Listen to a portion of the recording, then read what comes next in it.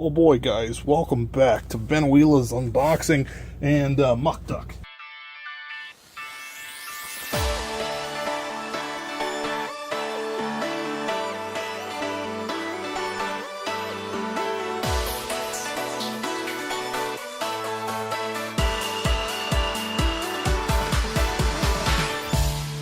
I'm gonna share an important meal with you, and that is fish. I'm gonna eat every single one of these cards on stream. Alright. 24 boxes, 1 case of Prismatic Divas, pristine, unopened, virgin, just for your eyes and my eyes, but my fingers you can only ever watch. That's right. I'm adding NTR to this thing. ASMR. And, whatever else other degeneracy people are into these days. I don't know, I get all my sexual content and theories and whatnot from anime meme pages. I gotta get them thighs, man. But these fish don't have thighs, so they're worthless to me. You know what has thighs? Centaurs. Centaurs have thighs. And it's just fantastic. You see,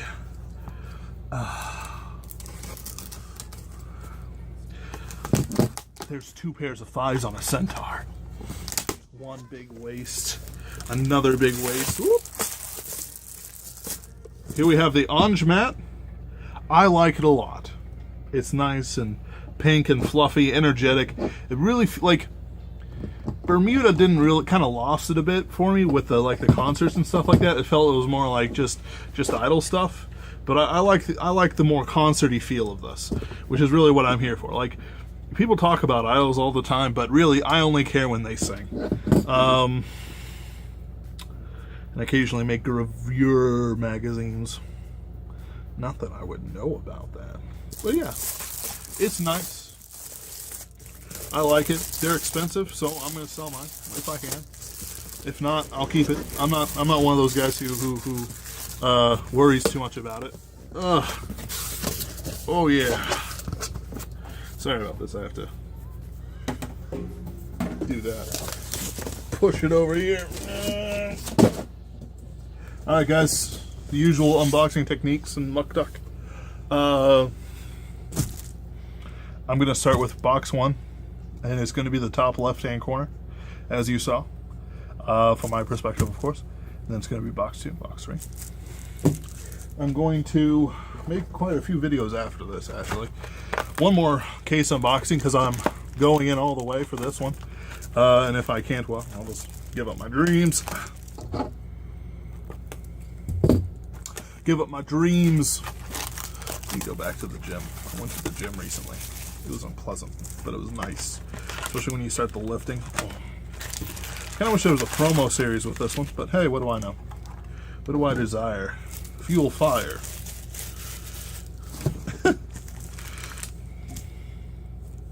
Anyway, so this is what I should have shown you a case. I'm sorry, guys.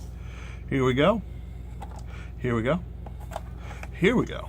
Here we go. Here we go. And the upskirt ball.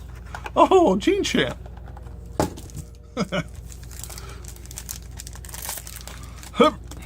Ooh, starting out strong with a reprint Kukri. Now I like her, but sadly reprints are worthless. Yeah,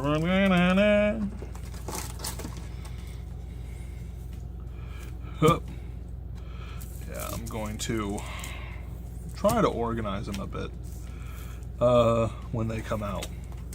I actually like this though. I got one thing of every grade, and you know, a double rare.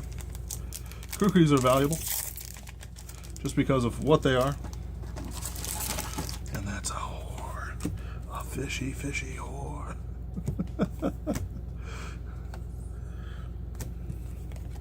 Wait a minute. Oh yeah, this is a rare. This is a rare.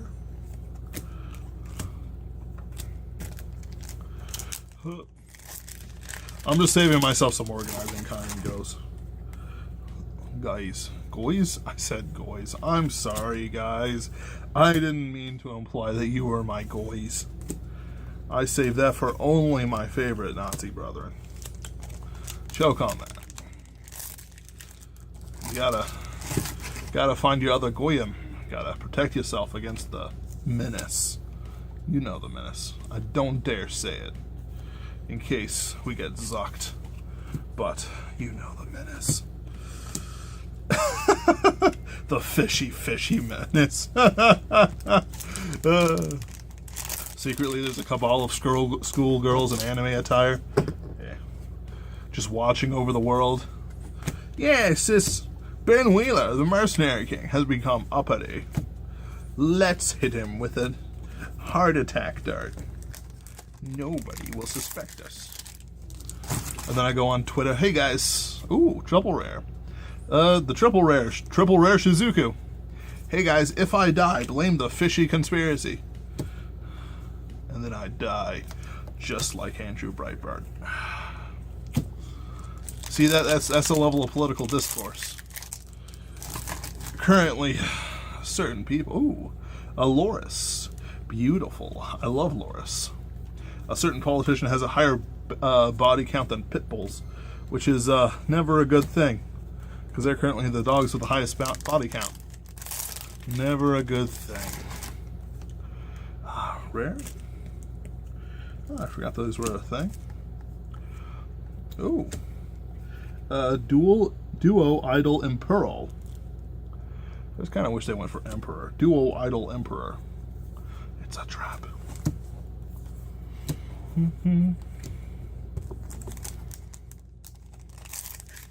My novel. Oh. Ooh. SP Chow Chow Blanche. Very nice. Hey Ash, I pulled my SP. No, SP Chow Chow Blanche. Okay. I know. What was the first box? This is the first box. Oh, so all that talk earlier wasn't about the first box? No, I was just making my usual series of discarded and discorded political statements. Sure, but the problem is that the How much? It's not bad. It's not bad.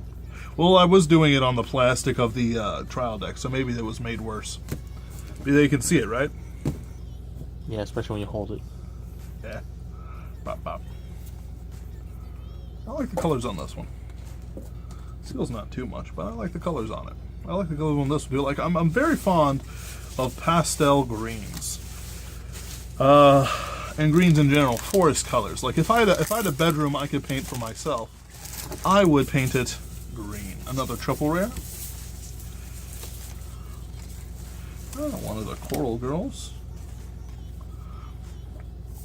Like a deep, dark, foresty green. That's like green is a masculine color, especially when it's dark. You might be like, all dark colors are masculine colors, but no. Like some are just kind of inappropriate for anyone to have. I feel like I got less triple rares or double rares and whatnot than I should have. But whatever. But hey, I hear the ratios are kind of a little fucked on this one stuff. You know, so like something that's a little bit wild, but not in the oh man, baby, I'm a lone wolf. Yeah, you know, I'm a lone wolf sort of wild. But in the, by the way, that's the end of box one. Not bad at all for the first box, but now I've ruined the entire case. Well, like, yeah, I'm a wolf, baby, I'm a wolf, but more in the sort of stag-like forest king, king of the march. I don't know whether I can, like, I know most of our audience is not American or English or Western, but I'm just not sure how to do it.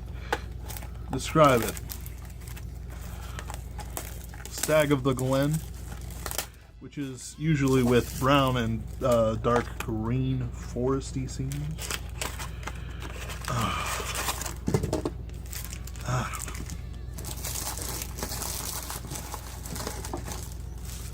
just gonna keep pumping it in the first one until it can't fit. That's what he said.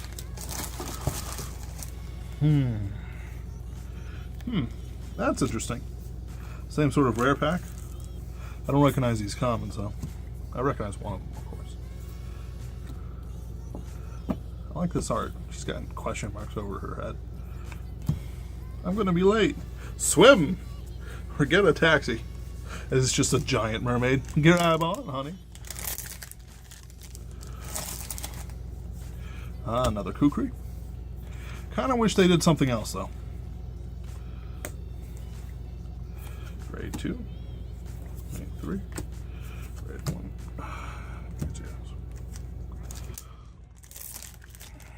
It's just that feels generic. Is all. Grade 3, grade 2. Now, just remember that I should be careful because the first rare can also be a double rare, triple rare, or something. I feel like I've missed something already. Double rare, Chow Chow Tino. Still though. Sweet Prism. Like, the thing is that they made some really crazy early Bermuda shit, and I don't really think that they've ever recovered from the first two sets.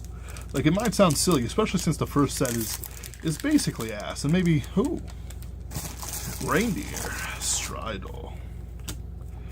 And the first set was a little bit ass, but it still had cards that did basically everything you needed it to do, and it had some combos that were easy to attain and simple to memorize. And of course, things got more complex. I don't think I think with the previous set, the R&D department kind of went a little crazy because they made a bunch of stuff, especially with some of the stuff that came in the promo sets that they did for summer about 2 years back. I don't really think they balanced it out right, but especially with the Madre Dios pairing, because it just made it like I was shown a combo by Crash Art. Well, rather I deduced it from a grainy picture and what other people were saying about it. And it's pretty interesting. Like, I can see how it can be OP if you can get your pieces together. But, just a normal Blanche. I'm slightly disappointed. Guys, I'm worried that there's not going to be another SP pack in this box.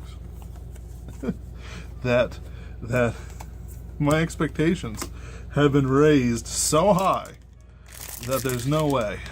Hoop. It's Duo Everlasting, right? No way they can be met by. I like this art. The next cases. I'm sorry, guys. I'm already salty. Damn it, Bushy Road. Fix my series of rarities. Huh. 2 rares. I'm worried, guys. So worried.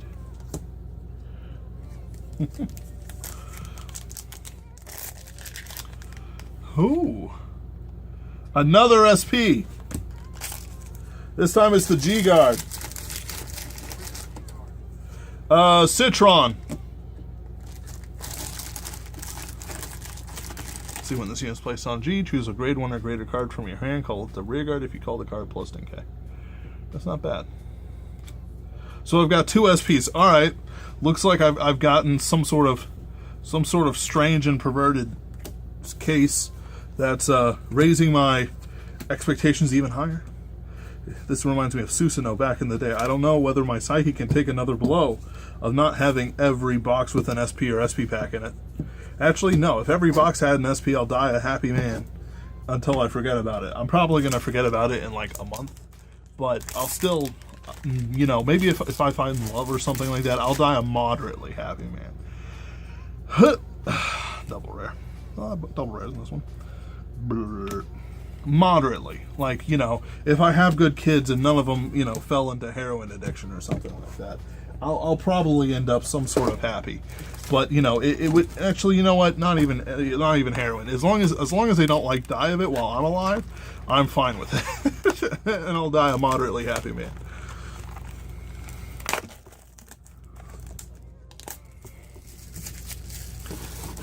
Time to start filling up the second box. All right, guys. All right, let's do it again. Don't let me down, Case. Huh. Come on. Double rare.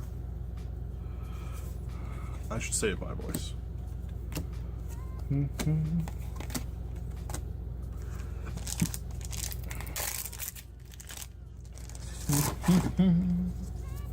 Oh boy.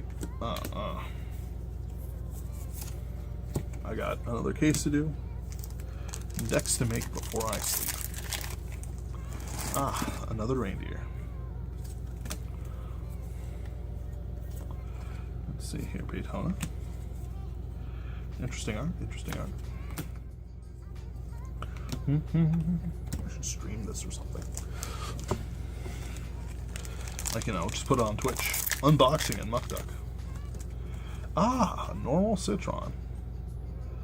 That's an elegant ass fish.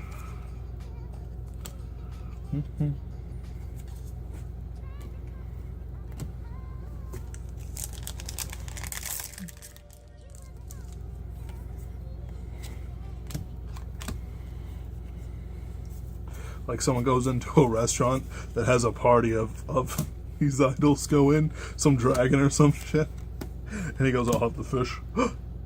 Really? Some girl starts crying. Mommy!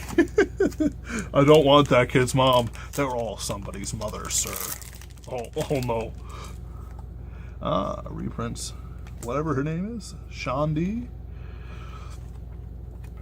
Look, kid, I'm sorry. Dolphin hunters. Japanese whalers. Got her off the coast of Alaska. Dragged her all the way to Okinawa. I'm actually pretty fine with the Japanese whaling, as long as it's not too much. I just don't like the fact that they're like, it's for science. No, it's because you want to eat it. We know what you're about. You want to eat the whales, which is acceptable. However, reprint Shizuku. It's a terrible reprint. This should not have been reprinted. It only came in the box, though. I guess not a lot of people bought the box, but it's still...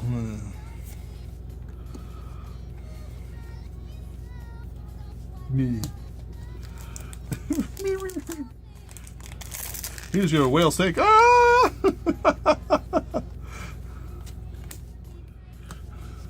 I know there's like Orient prisms. I don't know what that means. Is that a thing? What am I? Small kid. I'm sorry about your whale, mother. She wasn't even a whale. She was just fat.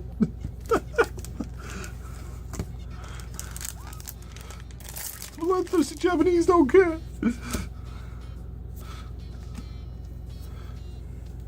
You know what? I'm gonna leave. I'm sorry. Well, no, we started cooking it. You can just say, no.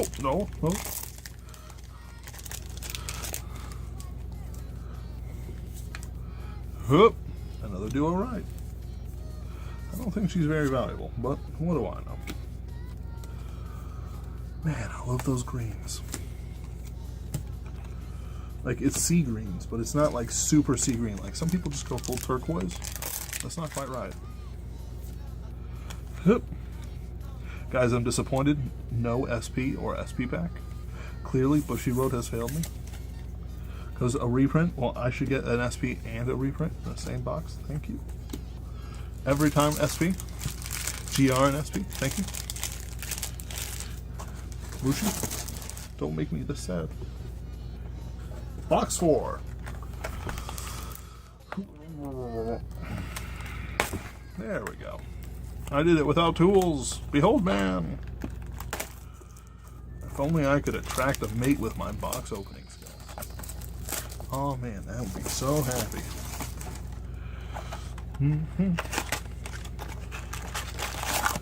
So happy. Oh no, somebody please get me out of this box. No problem, man. I got you. Your box opening skills are so sexy. Zeros. Twos. You see, what I like to do is I just kind of like to open up my stream of consciousness to things. Just let it go in its natural flow. Just sort of. Another one of those Chow Chow perfect shoots. I don't know why, but she reminds me of Nino. Hey Ash, take a look at Chow Chow Tino. Doesn't that look like Nino from Fire Emblem?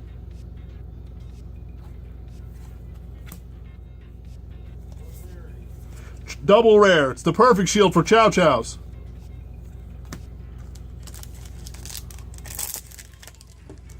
Hoop. Coral. Like with the short green hair?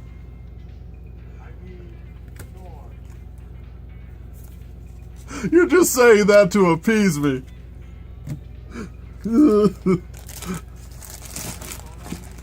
What? Yeah.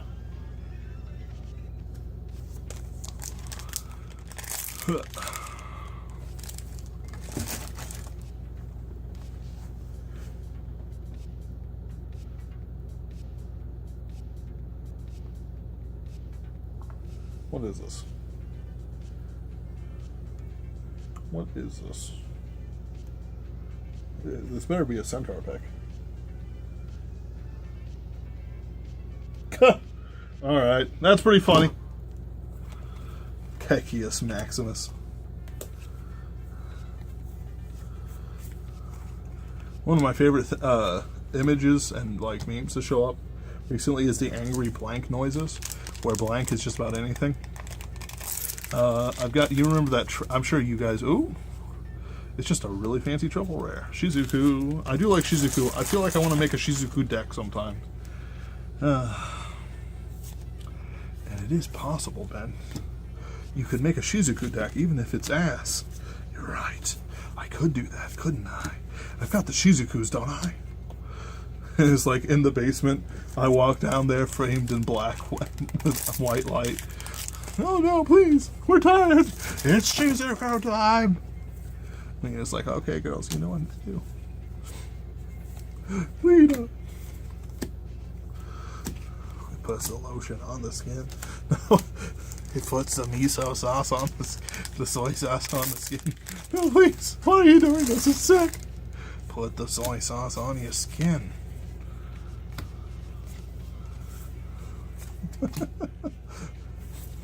Let me lick ya. Oh, yeah, like that sushi I get in Hokkaido.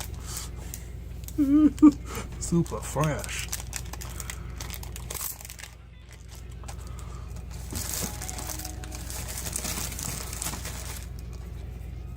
Who turns up the music louder?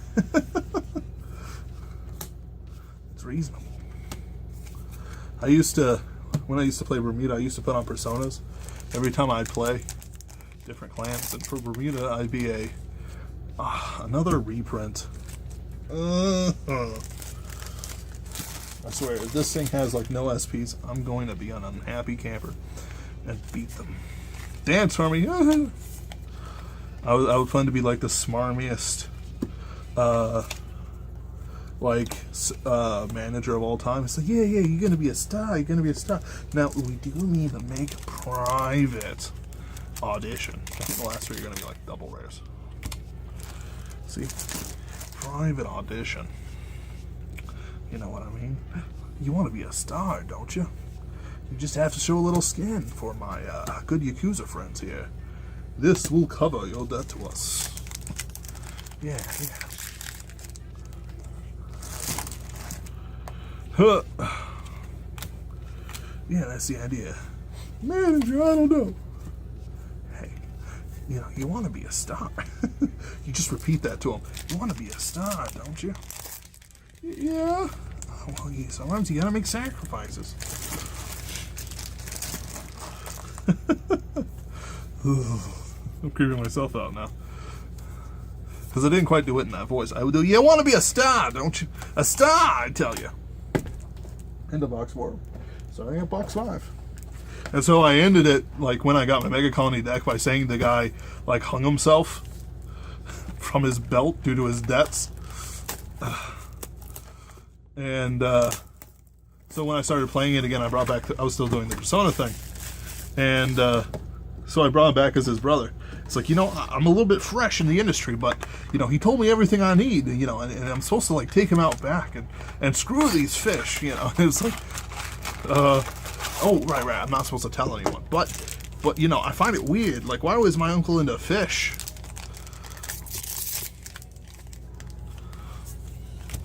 Why was his uncle into fish? I'm not into fish. Where does the persona end and the person begin? Am I the same Ben Wheeler as woke up yesterday? Went to bed. Did my consciousness survive the grim outliers of sleep and the nightmare land?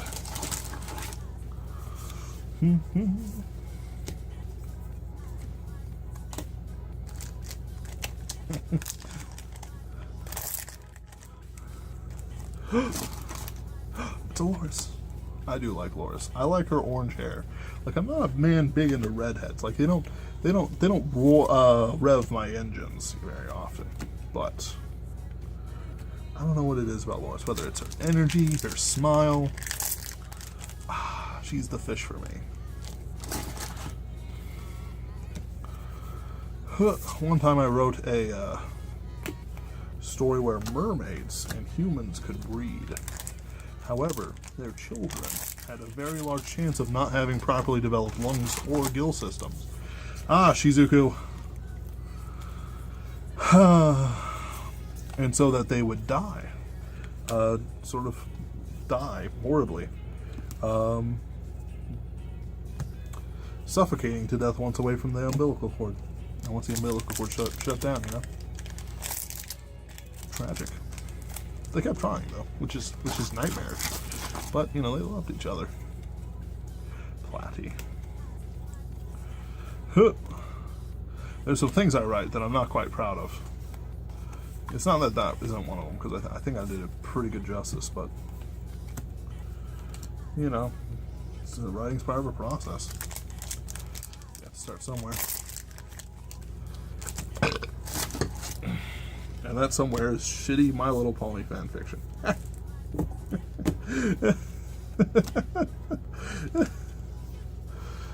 Just like all DeviantArt artists, it starts with My Little Pony.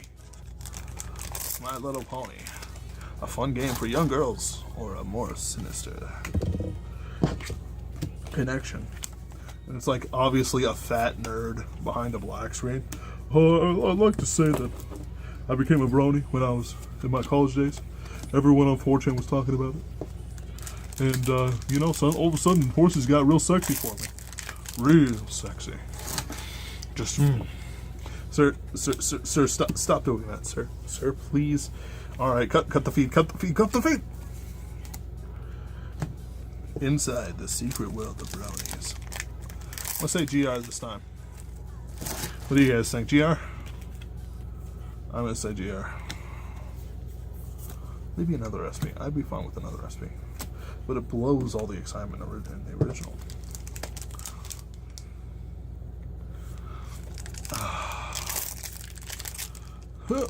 Okay, guys, one last one. I haven't gotten an SP, a GR, a triple rare, or anything. I mean, yes, I've gotten triple rares. Oh, whoops. Show me what I got. Nothing? What? Hey, Ash, is every Spock supposed to have something? No? I've been spoiled then. I'm sorry, guys. Looks like the chain's broken, even though the chain of whatever's kind of shitty. But don't you worry about it. For some reason my wrist hurts. my left wrist. After I worked out, I think I cracked it or something. I'm gonna go back and work out on it some more. See if that fixes it. I think that's also a good reason I'm not a doctor.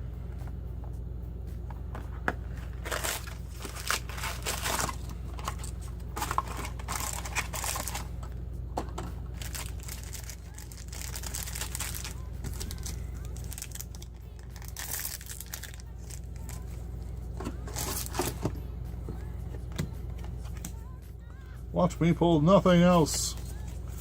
Oh boy.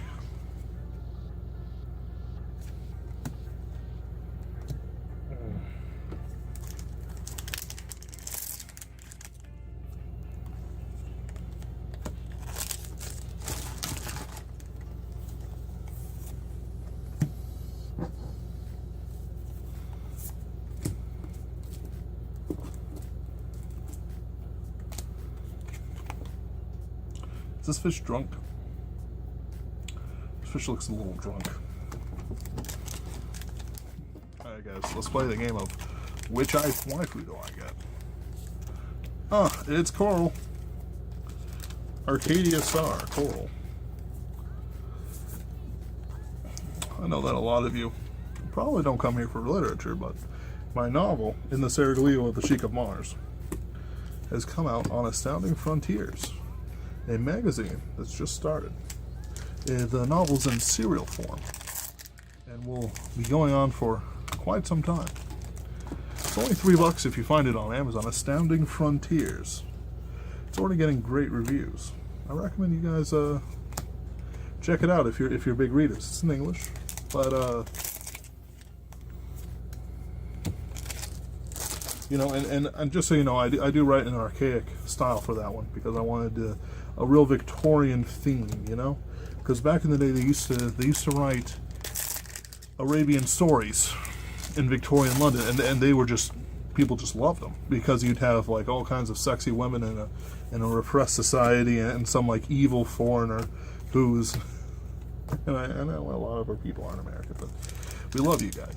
But some evil foreigner who is out to deflower some English woman or something or other, and of course the dashing hero has to save her and get the bride back for himself, or like some evil stepfather sold her to the sheik, you know, who was visiting England at the time, and you know, all kinds of intrigue follow.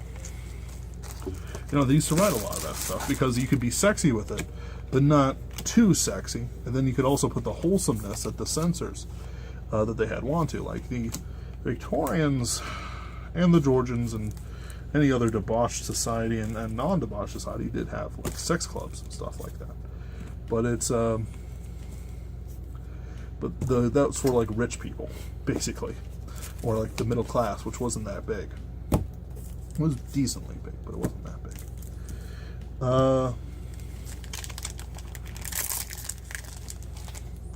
You know, and that's kind of what they spent their time on. Like, you would get things like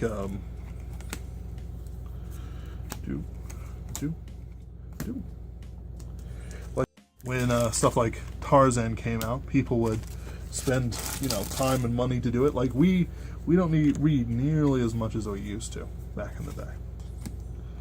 And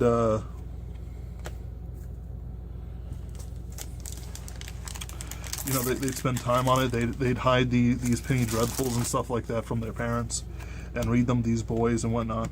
Because it used to be, you know, the joke is these days, you know, oh, don't go reading, then you'll get all kinds of ideas in your head, dear. Which they didn't really care, because there was literature that they considered like for women, and that was like the romances and Charles Dickens and stuff like that. Man, I feel disappointed when I don't get anything. I've been trained. This is all Bushyroad's fault and not my obsessive stuff. And so, like, they would read Charles Dickens. Charles Dickens was considered, you know, not a feminine thing to read because everyone read it, but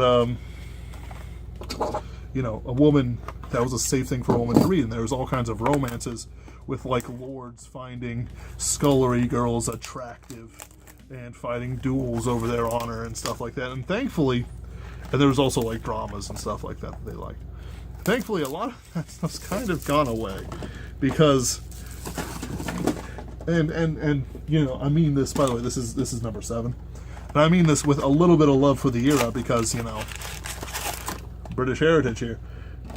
That it was all trash. Like it was trashy trash. Like they did that stuff not for the art, but to make a paycheck from the magazines. And they were just happened to be very good at it because everyone was educated the shit back then. Knew Latin and whatnot.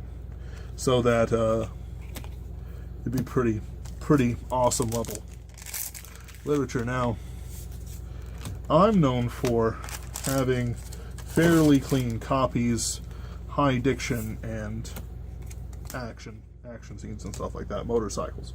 Apparently, like 2 out of 3 of the things that I have up for being published, well, 2 of 4 have motorcycles in them. One's already published.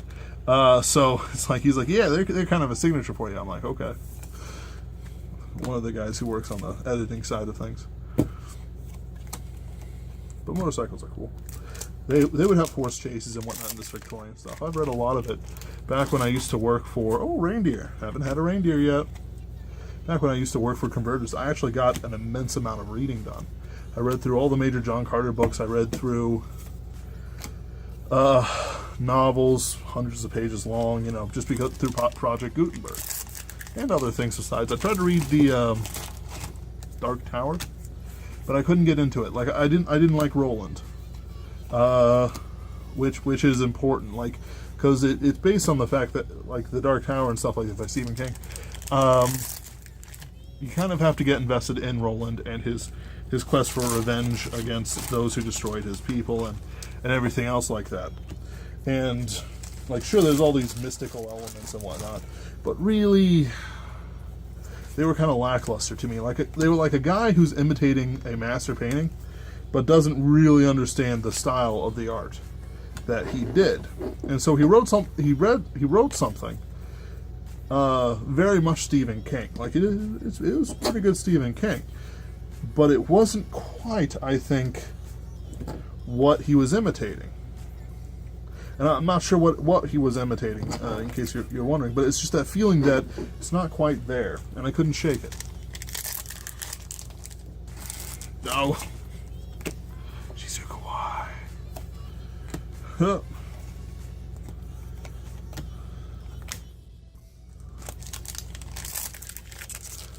But I also read things like Redwall and whatnot. I brought books in. And that really helped me today as I write through my second full novel, which I'm doing before coming here. I was writing a fist fight between a particularly giant guy and a minotaur, and they were like fighting all up and down this labyrinth. And this guy's girl, she's dealing with the fact that she was like an action girl, but she had to be. She was from the streets of Chicago, and we're not in Chicago. I hate Chicago, but that's why I put her there. Where, like, you know, there's pimps and whatnot walking the streets and people die all the time, and she had seen death. She killed a man, you know, because he was about to rape her when she was like 12 or something like that, or younger. I haven't decided quite yet, but I know that's what I want to put in it. And some gangsters is like, oh man, you just killed that dude. Well, we were going to kill him too, so Merry Christmas, we'll take the body to prove it to our boss that we killed him. And so, you know, that sort of thing. A little bit of fortuitous circumstance, as these things must have. And I'm sort of putting in her a longing for femininity. Like she's some sort of feminist icon. And I am attacking that and saying that actually the feminist icon is really a broken person. And most of them seem to be. Like it's one of those things where like I see the brash attitude, it's like, yeah, I'm independent and all that jazz, and it's like, you know, sure, but you don't really seem to enjoy it, now do you? You all seem angry. And it's like, hey, I dig. I'm not like a finest specimen of a man here, you know, I'm actually, you know, I'm honest with myself, I'm quite beta. But at the same time, it's like,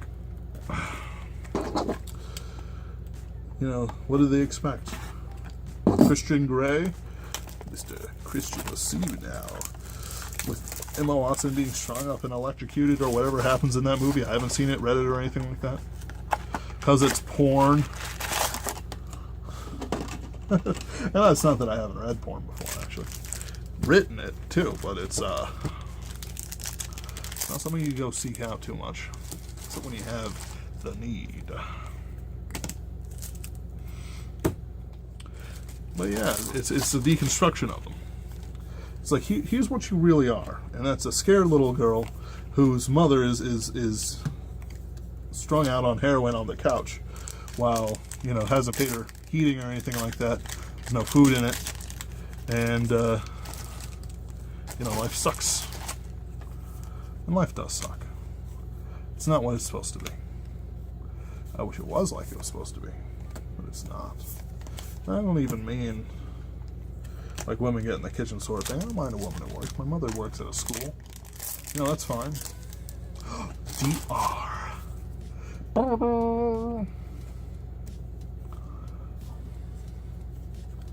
But, you know, it doesn't, it's not some high-powered, horrible woman who's lived her life and her eggs have dried up and all of a sudden she's old and ugly and no man buys her drinks at the bar anymore. Like, to realize, like, all of a sudden, I'm surprised there's not more suicides in this. To go from the fact that you had suitors, you had all these people who wanted to sex you up and tie you down and all that jazz, to having second tier, you know, guys like me hitting on me. Oh, even I wouldn't touch that because there's all kinds of crazy just bundled up in there. But, you know, to go from that to not, we call it hitting the wall, but it's a very real thing, and a lot of people are going to be eaten by cats when they die. A lot. That's sad. Like, it's not one of those things that's like, look at these feminists. Glad I have a penis, right, guys? No, it's not like that at all. It's more of it's a sorrow of sorts, like what the Norse used to have when their winters would come in and their children would die of frost, hoarfrost that would cover the land and in ice and snow, and there wouldn't be any wood because it would all get wet and ruined by the ice, and they had to nearly starve to death every year and scrounge up food. Like, if you think about rotting fish and whatnot, you know, like kimchi and whatnot, that wasn't made by people like, oh, what if I did this to it? It was made by people starving to death. And they just happened to acquire a taste for it. You know, it's one of those things, and that sorrow, I think, is a similar sort of thing. Especially for feminists who have lived their dream and found it lacking and lonely. And the frost is coming in. Except that they have no children to care for, but no one to care for them either. What happens if a society that supports all these things, which are not good for civilization, and the development of it, falls apart? You know, what happens when they can't feed their cats? Well, the cats will eat them. About day 2 or something like that. Yeah. But what happens?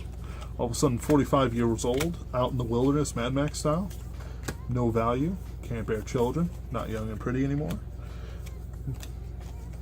She gets eaten. No, she doesn't get eaten. But things become unpleasant and harder for her because she has nothing that she can barter for, say, water or oil or anything like that that's worth anything. If I have to choose between a young girl, you know, 18 we'll say, just to keep it legal, but, you know, it's the wilderness, like somebody who wanders out into it and says, you know, I'll sell you my body for, you know, a few more days to live, and you've been wandering the desert alone.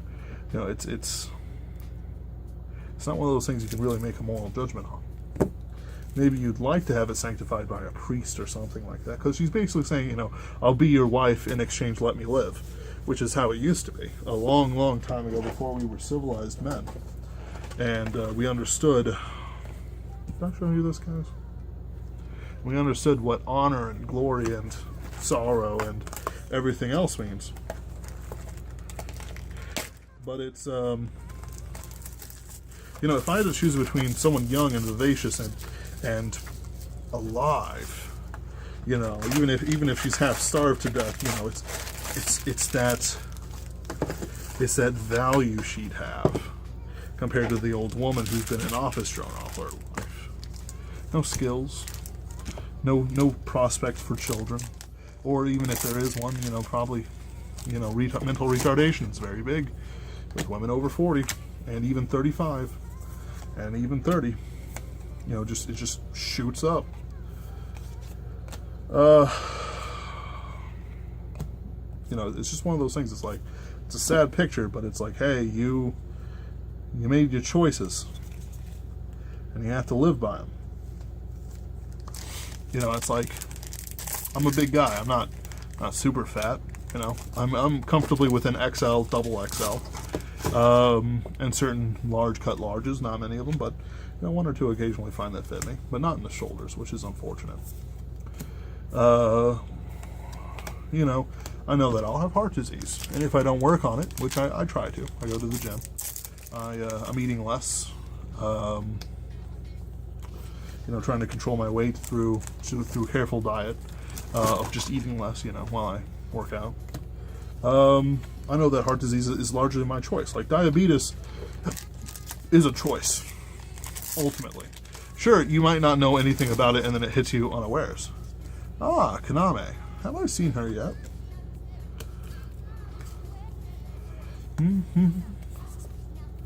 Lapria. Ah, I did way back when. You know, the choices we make, we have to be fine with. You know, I don't like being a large man. You know, I would rather be cut and buff and all that good stuff. With shoulders you could lay a Cardfight table on.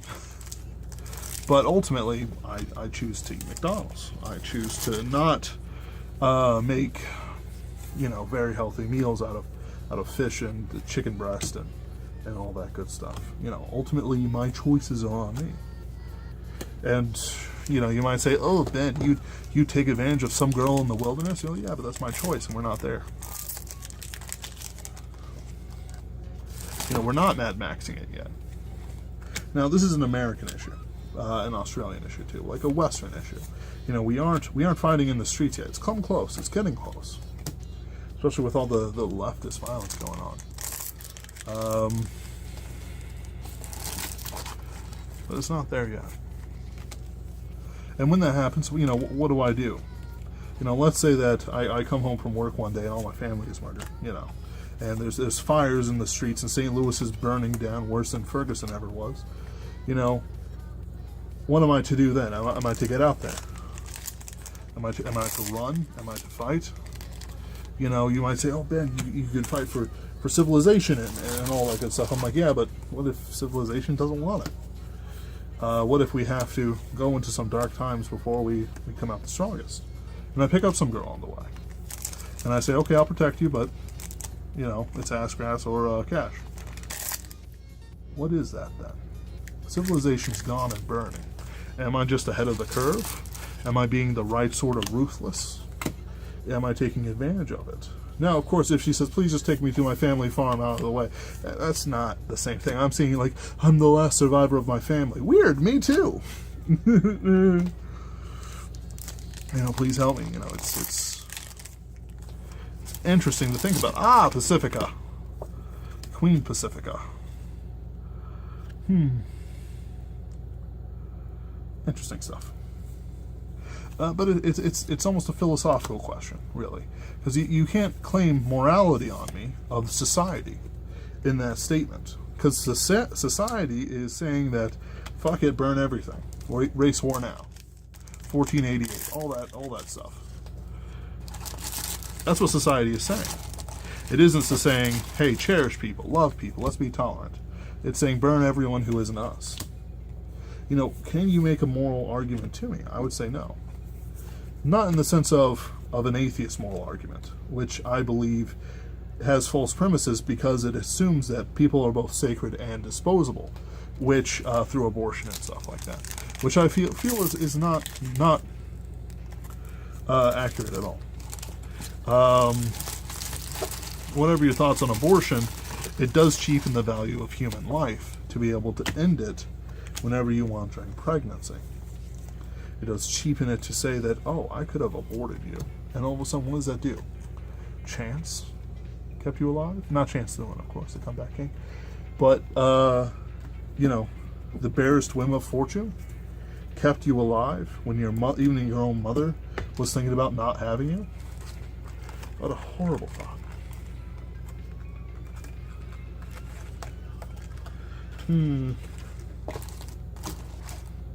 But it's just one of the things. I'm not even saying don't judge me. I'm not saying that at all. You can judge me. But I'm saying that the morality you do it by has to have something that transcends society. A Christian morality, for example. Muslim, Hindu, Buddhist, I guess, if Buddhists have anything approaching immorality.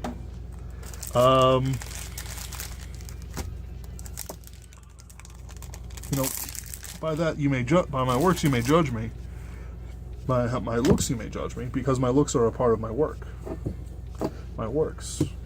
The choices I make define how I look. As a result, you know, do I become Lord Humongous of the Wasteland? Just getting so fat I'm stuck in the damn car, but I'm driven around by, you know, my, hoardlings. Some woman crawling in the glove compartment. Ooh. No, I wouldn't go that far, but I serve a Christian morality, as I'm sure a lot of people know. Ah, coral. Oh, well, looks like he might invest. Ah, very good. I don't know how much he's willing to put down up front, but it'll be interesting. Just because we, hobby games are a niche market. Yep. But there's more that we can do with it besides open a shop, you know, with import, export, that sort of thing. Yeah. A lot of. Eventually. Yeah, I know what you mean.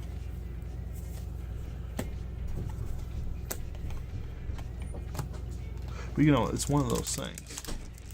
Like, of morality. Like, the Muslims have no real series of morality as when it comes to age of consent. I believe the age of consent concerns when she bleeds, among other things, based on the fact that Prophet Muhammad married a girl at 9 and then waited for her first period. But that didn't stop her from observing him having sex with his other wives and then cleaning the cum stains from his clothes. Like, it's a really disgusting story. And sorry if I offend any Mohammedans out there, but it's in the Quran. And all of the assorted works here is just, oh, nasty stuff. But it's one of those things, like, different moralities can judge me less to my action in this case, and that means picking up a young girl and saying, hey, look, I'm willing to protect you, but in return, I would like some comfort in the night. You know, to say that, and I'm not going to be a dick about it. Like, we're not being a dick to her or anything like that. We're just saying this is the exchange. That's the only reason you ride with me. That's it. That's it. And we're saying that, you know, based on certain moralities, because I'm saying, what's the line? Obviously, the line is if I take an 8-year-old girl, everyone's disgusted by that. Seriously, like, it's just not going to happen. Like, it's just gross. You know, that is dysfunction. But I'm saying, what if it's a girl who looks like she could be 18? Solid, fully developed. What's the morality there?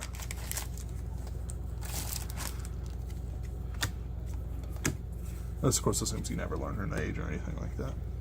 And that the law doesn't come back. Even if the law comes back, it still doesn't change much. Just maybe how long it lasts, I guess. But, you know, it's just one of those things. Like, what is morality? Where does society have a place in morality? As Christian, I don't care what society thinks. It's what's good and evil and what's been set before me. The Ten Commandments, but also, another Pacifica. But also,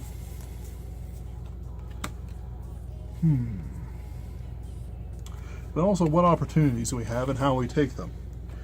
You know, I made some jokes earlier in this thing about the Jews and their control over internet and money and media and all that jazz.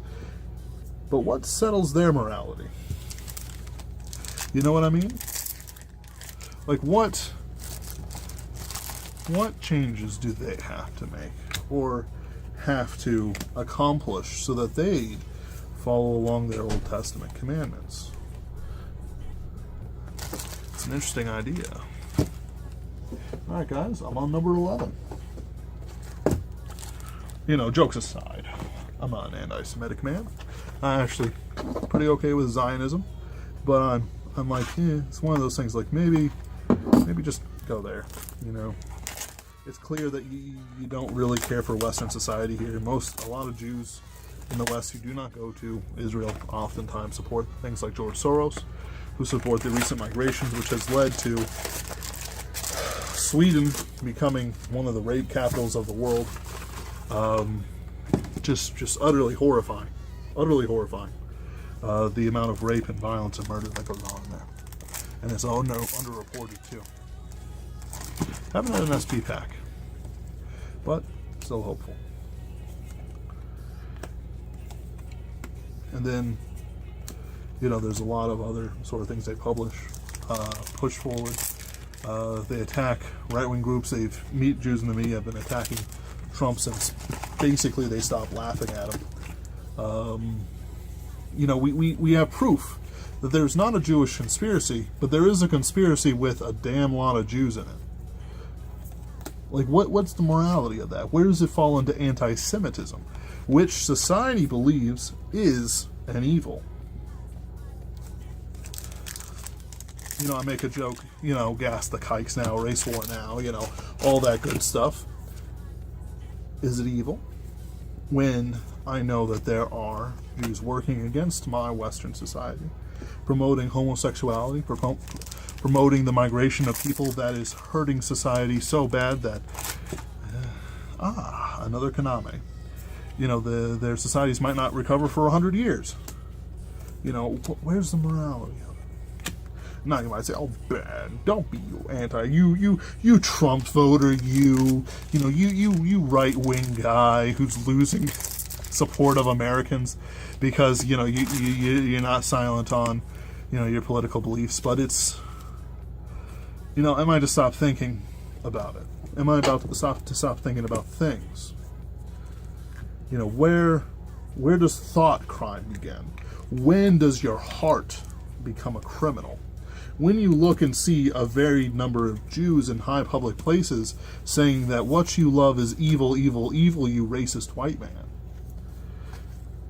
All whites should die, we should stop having kids, all that stuff. White privilege, white power, a white life isn't as valuable as a black life because of white privilege. What the fuck? I'm not even joking about that. Like, I was watching some sort of, like, This Week in Stupid by Sargon on the Cat. I think it was that anyway. Or maybe it was one of his shit posts or other videos. But basically it was this debate where this black man was arguing that the whites in the room had less value to their lives than he did. And the white's like, hey, like, it's a pillar of philosophy that people have equal value to another. And he's like, no, man, you're white. You have white privilege. You know, you should just die. And it's not an argument. Well, it's a statement. It's not really an argument. It's a statement. It's a desire. It's a demand. It's appeal to force in a way. Using the force of guilt and racial stereotyping to silence somebody, perhaps. But it's just disturbing. Like, and what do I do about that? Like, what is the morality of that? You see, black men do get killed disproportionately higher than any other race, but they also have the disproportionate level of crime.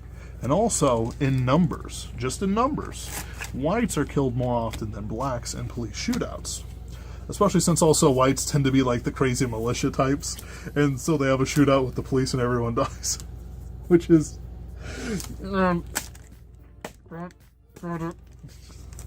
Thanks, guys, sort of thing. I really wish they'd stop doing that, because it's like, sure, militias, you're scared, but it's... You move too fast. A lot of it just isn't right. The morality isn't there. They don't have je ne sais quoi. They don't have the mandate of heaven, to use terms that people probably don't know. Well, I'm sure they know the mandate of heaven. I'm hoping, anyway. Otherwise, I don't make any sense.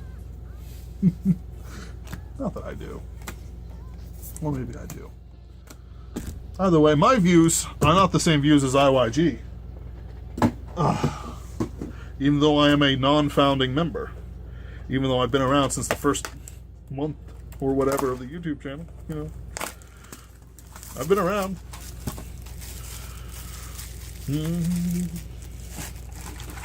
But consider also the morality of people who are, say, crippled in some way.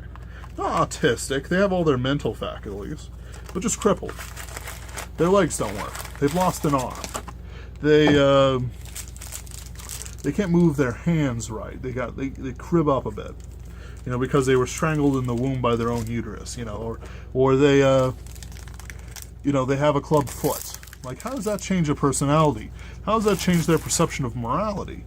Does it change from, because I'm strong, I can defend myself, thus I will not do violence on my fellow man because it would encourage other strong men to do violence? Or does it change up, ooh, I felt something in here. Just a double rare. Or does it change up to something more like, because I'm crippled, I am weaker than everyone else, and I must find a slyer way to deal with everyone, such that it does not put me into danger of a fist fight? You see, is that morality wrong or cowardly? They aren't able to defend themselves. So, but does that mean, does that excuse them from talking shit?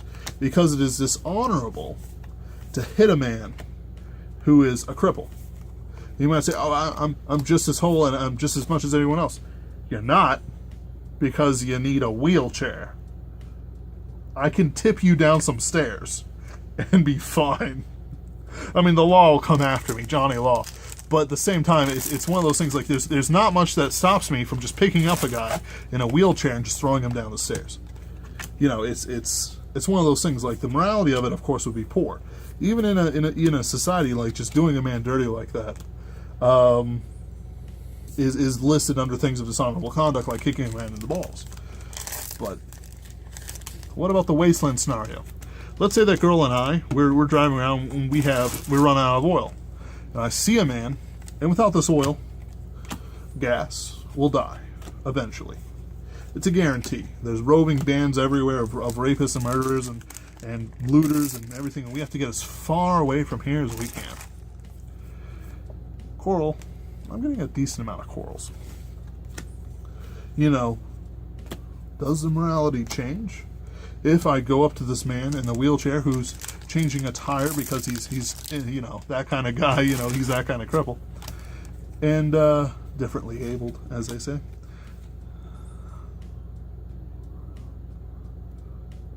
This is adorable. Impressed tears, Subaru. She has like a little tears in her eyes. She's like, I'll follow you for President Lawrence. I'll follow you forever. Anyway, to knock him over and steal his gas. You know, what's the morality of that? I need to survive. I've got a life to protect who's pledged itself to me. What does it mean? What does it do?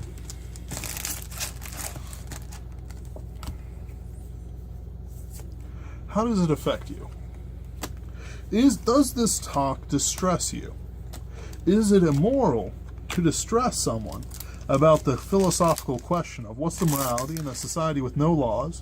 And we're assuming that I've thrown away my Christian morality so that I am free and unfettered. And I'm genuinely free and unfettered.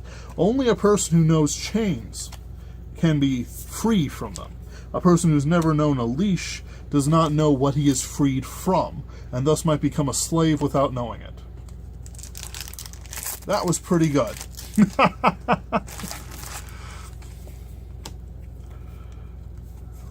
I've known the leash. I've known the lash. I know what's not freedom. As a result, I know how to be free. And I'm not talking free will, I mean in just actions and personality and choices. Not free will. That's a different one. That'll be the next video.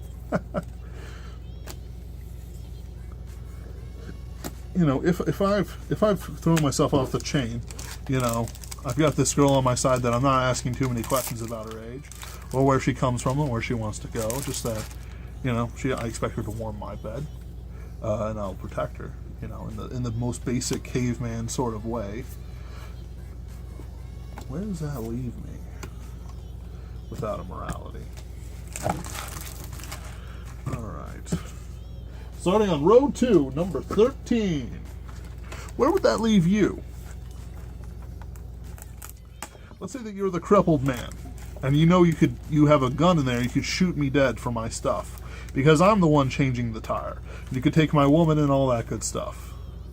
Everything in my car, which I keep quite a lot. Like there's basically a full disaster kit. I just need a new first aid kit. I don't know what that is. I didn't used to have this problem with it. But I had longer nails too at different times.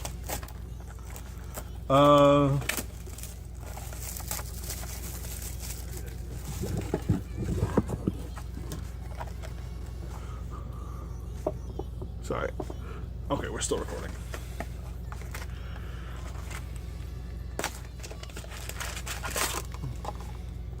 You know, and the cripple could rob me in the street. Does that change the morality?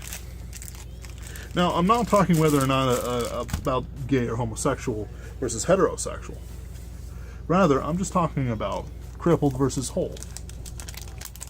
What does that mean? What morality is there to withhold the crippled man who has forever been stuck looking up at strong people as he wheels his way about the streets and the buses and the cars and whatever else he has to do? Does that make him? Because even though I know what being free is, free of morality and all that jazz, it's not that, you know, it's like a freed feral dog. You know, I'm not as violent as I could be yet. It's a gradual thing where I throw off the invisible. Oh, SP pack. Citron? Subaru? Excellent. It's a Loris SP pack. Hey Ash, I pulled a Loris SP pack. Yep. What's weird is that they don't have the new Loris in here. What? They don't. She isn't? Nope, it's Miracle Voice Loris. And the support cards.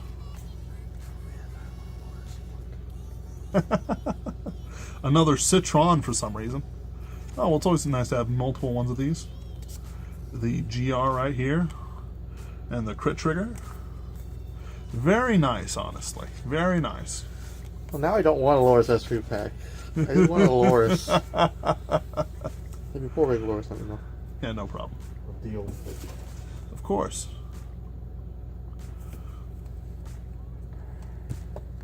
Apparently, there's a guy that doesn't like her near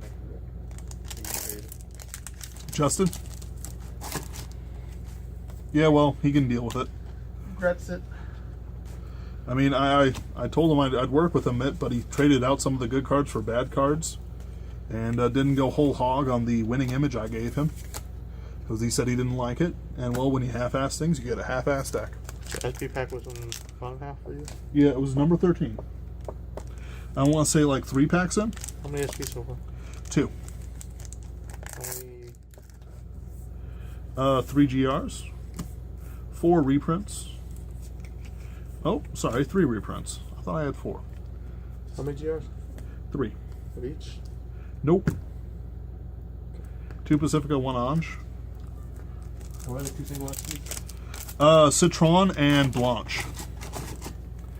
I don't think they're going to be too valuable. I mean, is the crippled man who's going to get the drop on me, or try to anyway? I like to think I'd wrestle him and then kick him off his wheelchair and then leave him to die. Alright. What? He's walking away from it. It's just philosophy, Vu. I'm asking moral questions to the audience. You know, in the zombies, You know, what does it mean? What does it do? How are you like? Because people like zombies the same way they like Mad Max. It's an escape, a comfortable escape. They don't actually expect to die, you see. No one ever expects to die in a zombie film. The audience, anyway. But we want to see others die. What's our morality? It's all fake, you might say. But it's not fake to the characters in it, is there? In a well-written thing like The Walking Dead, and I'm not going to say The Walking Dead's well-written all the time, but it's better than a lot of the stuff out there. You know, is it any less real for them than for us? Is there a separation between what's real for them and what's real for us? And because there is a separation, because one's print and one's not, what does that mean for our morality to watch them get eaten by zombies one by one until the zombies rule the earth? And then they rot away, and there's only the monuments to what we did remaining all over the earth. Just monuments and dust and bones and a disease that's waiting for the next alien life form to come around.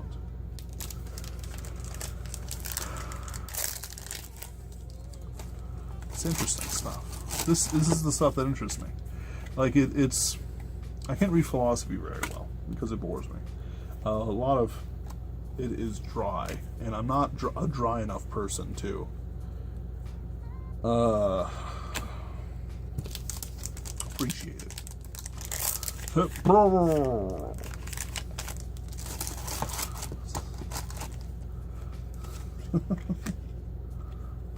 But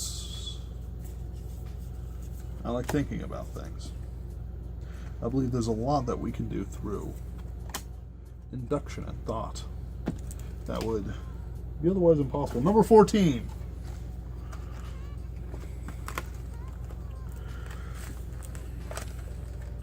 If you're a man of such kinds, you know, do you think about philosophy, or do you just live? Do you not? Sorry, I always have to check just in case it turns itself off on me, the cheeky bastard. Do you not think about your life? Do you not consider in what ways it could be better or worse, and what you can do to improve it? Let's say that you had a choice to search for happiness. And I don't mean pure happiness, perfect happiness, happily ever after, but rather the real happily ever after, where you love and you are loved back. Something that not everyone feels. But you have a chance at it. Do you always take it? Or do you choose a different path based on other things that only you understand?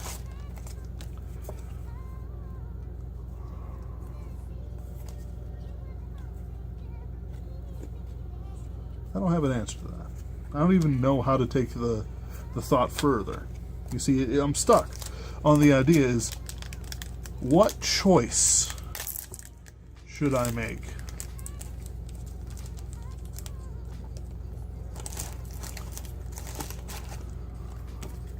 It's not about writing. It's life choices. If I do have a choice I could make that could reasonably fulfill my desires for people and for companionship and all that jazz. And I'm not saying it's a guarantee, but I'm just saying it's a possibility. Should I take it? The other person, if it happens,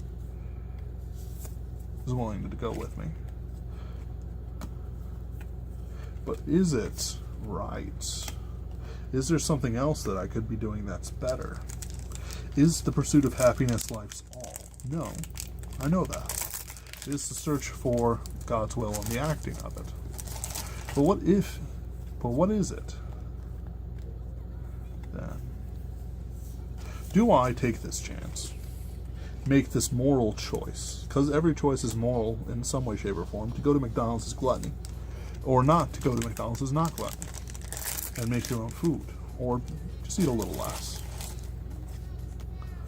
You know. That sort of thing. One might say, I pursue happiness in all things, but it doesn't fulfill me. You see, a drug addict is basically going for the absolute happiest they could be at all times. They are trying to maximize their happiness through use of a drug. An opioid, a heroin, well, heroin is an opioid. An opioid,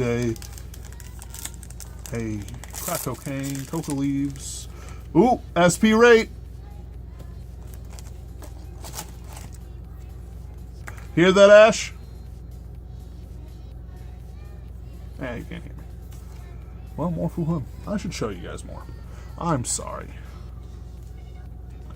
Nice little bikini there, flat chest. That's what you get when you go for prisms. I'm sorry, duos.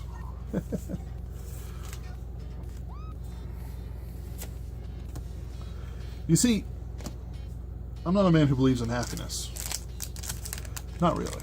I believe that I can be relatively satisfied. I believe I can be... By the way, this is box 14 for that SP. I can be relatively satisfied. I can rest on laurels. And not just Commander Laurel, but laurels of achievement in literature and art and all that jazz. But I don't believe I'll ever be happy. Does that change what I want to do? Does that change what I could do and what choices I could make? Because we have that fact that Ben Wheeler doesn't believe that he'll ever be happy. Or not happy, but that thing that people call happiness. I'm not a guy who's into drugs for happiness and contentment's sake. When I do take drugs, I do it to numb my brain, such that I think less big thoughts and I'm less considerate of my actions towards myself. What actions should I take? Why should I take them? What holds me back? What pushes me forward? Huh? Should what pushes me back and what holds me forward change based on what I desire, and only what I desire? Or should I do it according to and seek the face of my God? It's interesting, because people aren't as religious as I am in my circles. And I'm not saying that's a good or bad thing. I think it's a bad thing. You know, it's when a man's alone, it gets weird. I've been alone a very long time. You know, it's like somebody's talking to me, it's like, hey, why don't you find someone just Netflix and chill? Well, while I would love to Netflix and chill with somebody, it's against my morality. The morality I've voluntarily accepted to govern my actions. I'm on 15, 16, 17? Wait a minute. What is this? 12, 13, 14, 15. I'm sorry. I got this in box 14. This is box 15. I'll put this over here.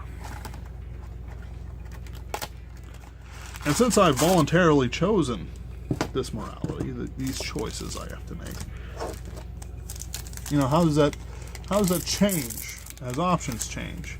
If I don't believe my God intends me to be happy until I die and I'm with him in heaven. Because that's the reality. Because even though I know what being free is, free of morality and all that jazz, it's not that, you know, it's like a freed feral dog. You know, I'm not as violent as I could be yet. It's a gradual thing where I throw off the invisible... Oh, SP pack. Citron. Subaru. Excellent. It's a Loris SP pack. Hey Ash, I pulled a Loris SP pack. Yep. What? What's weird is that they don't have the new Loris in here. What? They don't. She isn't? Nope, it's Miracle Voice Loris. And the support cards.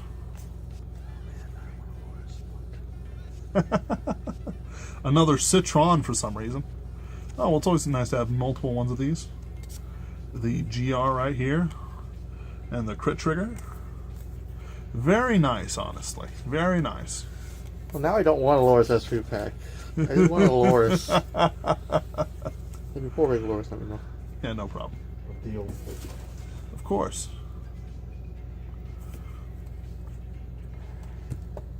Apparently, there's a guy that doesn't like the video next to it. Justin? Yeah, well, he can deal with it. Regrets it. I mean, I told him I'd work with him, but he traded out some of the good cards for bad cards.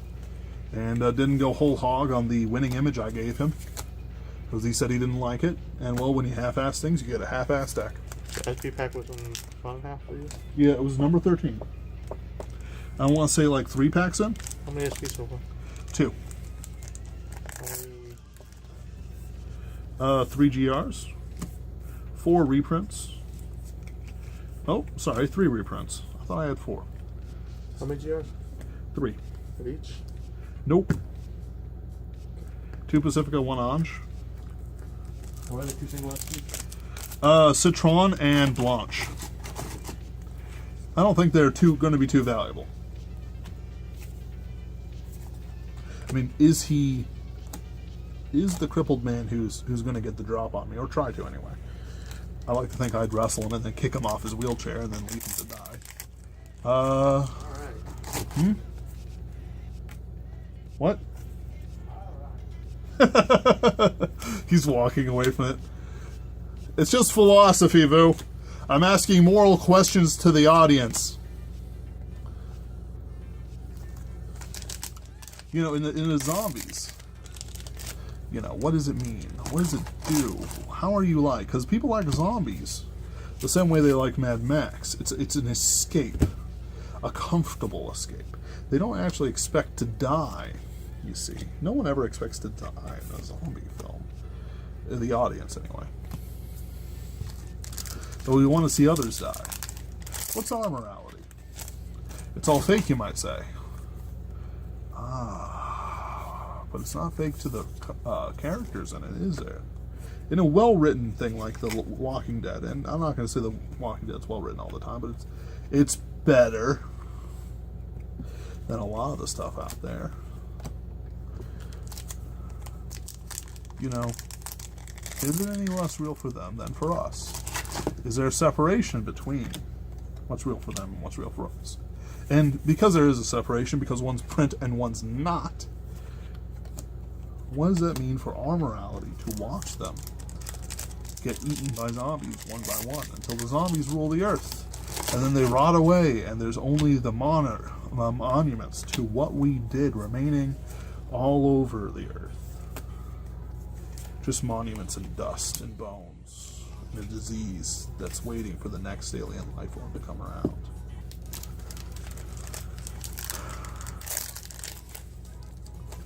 It's interesting stuff. This is the stuff that interests me. Like it's I can't read philosophy very well because it bores me. A lot of it is dry, and I'm not a dry enough person to appreciate it.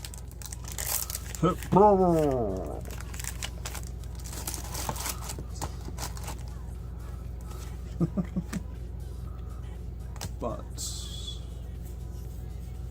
I like thinking about things.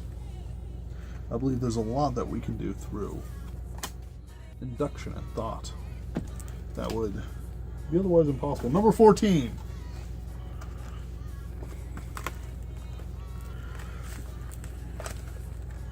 If you're a man of such kinds, you know, do you think about philosophy, or do you just live? Do you not? Sorry, I always have to check just in case it turns itself off on me, the cheeky bastard. Do you not think about your life?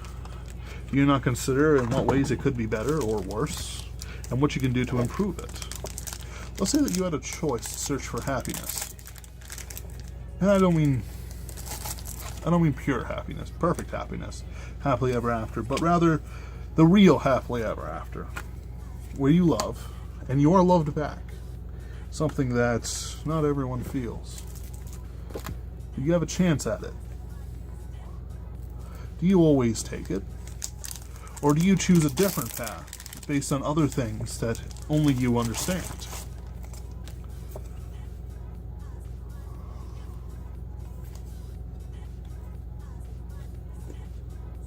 I don't have an answer to that. I don't even know how to take the thought further. You see, I'm stuck on the idea is, what choice should I make?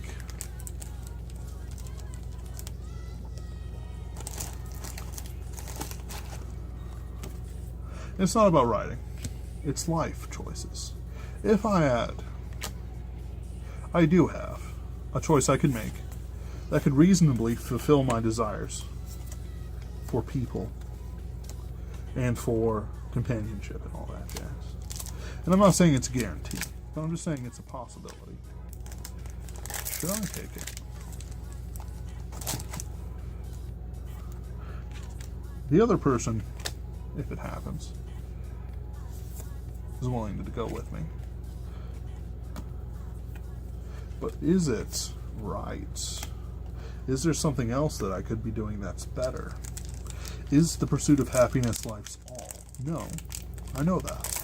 It is the search for God's will and the acting of it. But what is it then? Do I take this chance? Make this moral choice? Because every choice is moral in some way, shape, or form. To go to McDonald's is gluttony. Or not to go to McDonald's is not gluttony. And make your own food. Or just eat a little less. You know. That sort of thing. One might say, I pursue happiness in all things. But it doesn't fulfill me. You see, a drug addict is basically going for the absolute happiest they could be at all times. They are trying to maximize their happiness through use of a drug. An opioid, a heroin, well, heroin is an opioid. An opioid,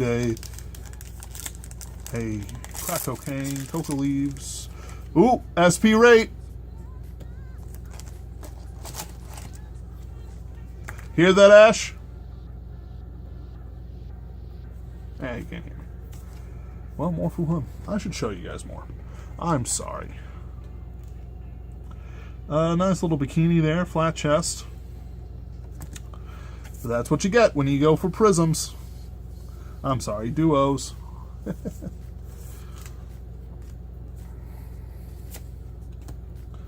You see, I'm not a man who believes in happiness.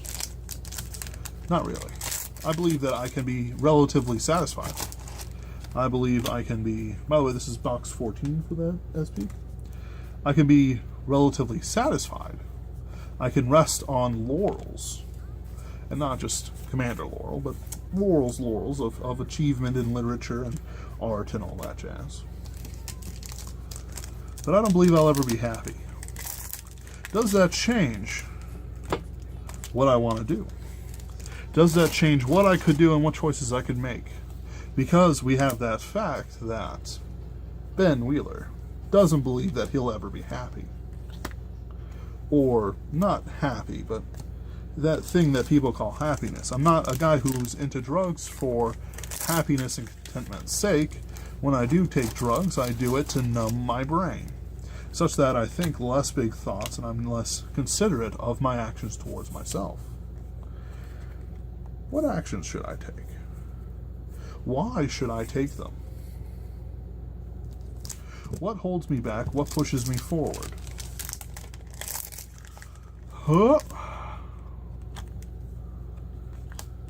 Should what pushes me back and what holds me forward change based on what I desire, and only what I desire? Or should I do it according to and seek the face of my God? It's interesting, because not people aren't as religious as I am in my circles. And I'm not saying that's a good or bad thing. I think it's a bad thing. You know, it's when a man's alone, it gets weird. I've been alone a very long time. You know, it's like somebody's talking to me. It's like, hey, why don't you find someone just Netflix and chill?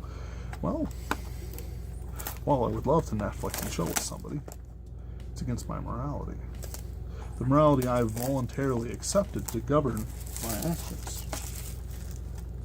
I'm on 15, 16, 17? Wait a minute. What is this? 12, 13, 14, 15.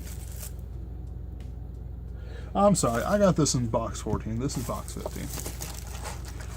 I'll put this over here.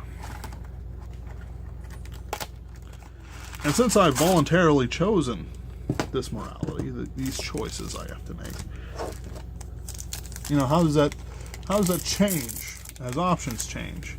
If I don't believe my God intends me to be happy until I die and I'm with him in heaven, because that's the reality of what Christianity is. It's the acceptance that Jesus Christ died on the cross for your sins so that you avoid hell and instead get into heaven. No matter what you've done, your sins can be washed away by his blood. Because I believe that, should I grieve the Holy Spirit by sinning, by making a choice that is ultimately immoral?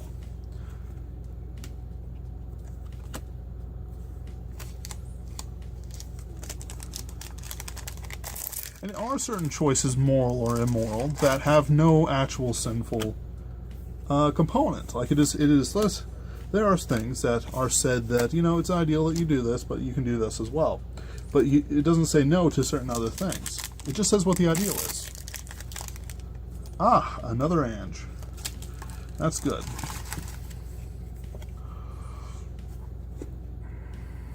And so, if something's not forbidden,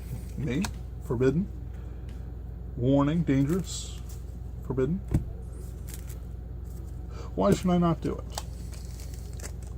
What is there for me to worry about? Besides the fact that if I die in it, let's say that I make a poor choice in marriage and she cuts my dick off at night and I bleed to death. You know, did I make a poor moral choice? I've certainly made a stupid choice when I married a bitch who cuts off dicks and leaves them to die. But is it a moral choice? Is that the choice that gets me sent to hell? Not that I believe I'll ever be sent to hell, because once you're saved, you're always saved. But it's in a metaphorical term.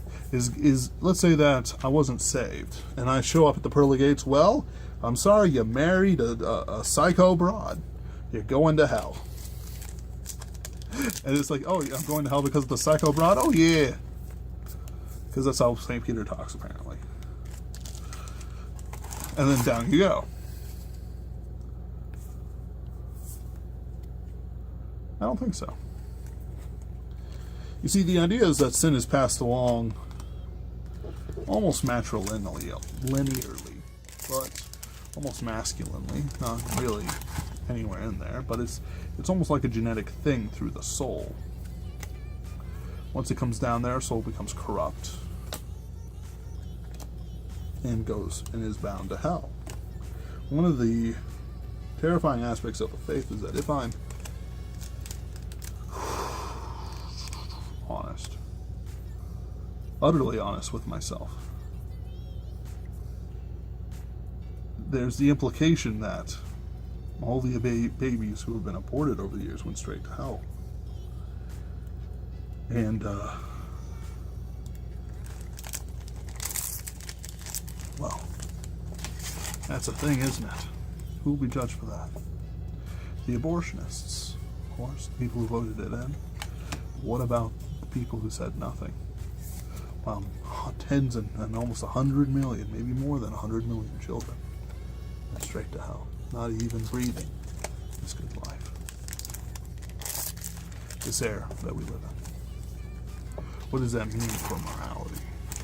How can a society judge me when they do that? When ultimately the greatest sin is to send someone to hell for no reason. That you can commit on another person, and the ultimate sin for yourself is to not accept the Holy Ghost and Jesus Christ and God the Father.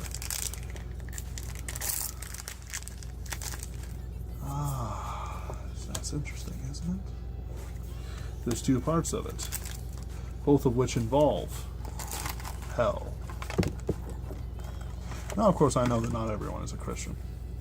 This is from a Christian perspective. I'm not here to argue whether or not Christianity is true. I believe Christianity is true, and fuck off. Shrug. Like, I'm not interested in arguing with atheists. I've done it enough to know that you basically have the same arguments. It's just how smart your atheist is. And then those arguments eventually just become an argument of, you're a crazy Christian, you're just a crazy Christian. And it's like, yeah, I'm crazy, but it's not the Christianity that makes me crazy. It's a lifetime of isolation and verbal abuse that made me crazy. And I'm not even crazy. I'm sane, very sane. But I think, and I don't restrict myself. If given a chance, what would you do about something you knew utterly was wrong, and you knew that it was damning people? What moral choices would you make? And what could be made? You see, this might seem like going off the deep end and I'm going to go bomb an abortion clinic. No. The answer isn't to send more people to hell. It's to get rid of it legally, because we are still a society and we're still civilized. To a point. But there's still that... sorry, just had to make sure that it was still running. There's still that question, isn't it?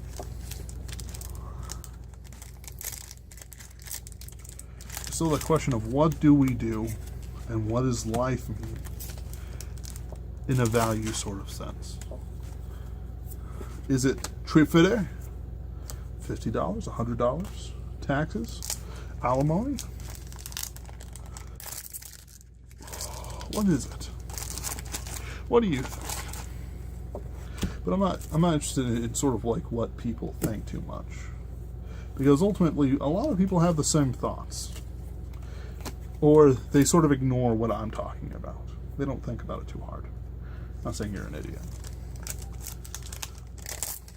but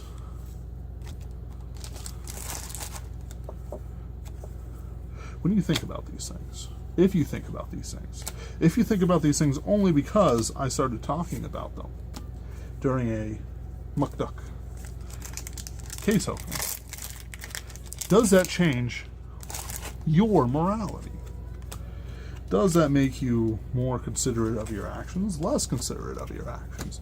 Does it make you decide different things, or does it make you change your habits ever so slightly? The knowledge that people have grows every time you meet somebody else. If I meet an SJW, my knowledge grows, even if I believe that these people are stupid, wretched individuals who are fit for nothing else but the meme mines, another Pacifica, to toil forevermore, getting only the dankest memes that ever were dank to dank to dank. Dunka.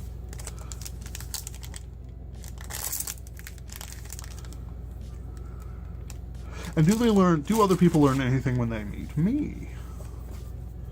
That's a real question, isn't it? Is it a moral thing to impress on someone else your ideas? Like, you have come to me, you who are watching my video, all of you, even if it's just a few hundred, because there's going to be a lot of unboxing videos that are going to be showing up.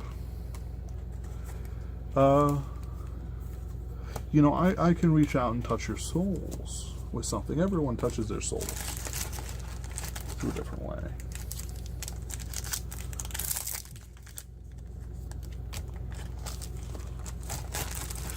Back to my question. Are there choices to maximize happiness if happiness exists? And if there are choices to maximize happiness, are they always a good thing or are they always a bad thing? Of course, the answer is gray. But are there choices that can be for certain, for sure, bad choices? Are there choices that are for sure good choices? You see, there's a classic thing. There was a thread on 4chan once. A guy ties you up, and there's this QT pie energy into studies and whatnot, but he did not consider his morality. He didn't consider his soul and whether people have souls.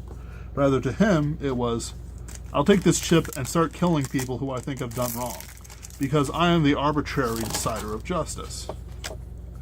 These men have always done evil into the world, and given the chance, I don't think I would use it the same way.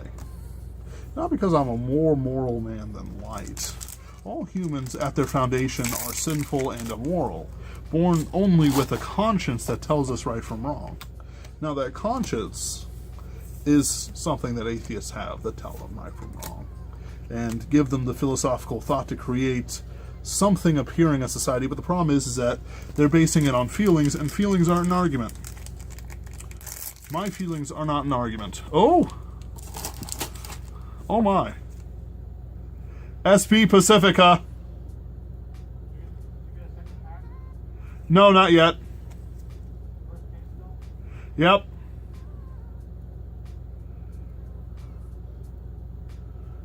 SP Pacifica. Very nice.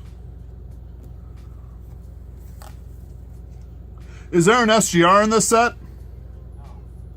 That's what I thought. So I've used up my 4 SPs.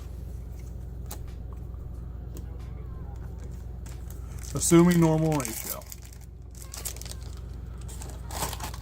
And a platy.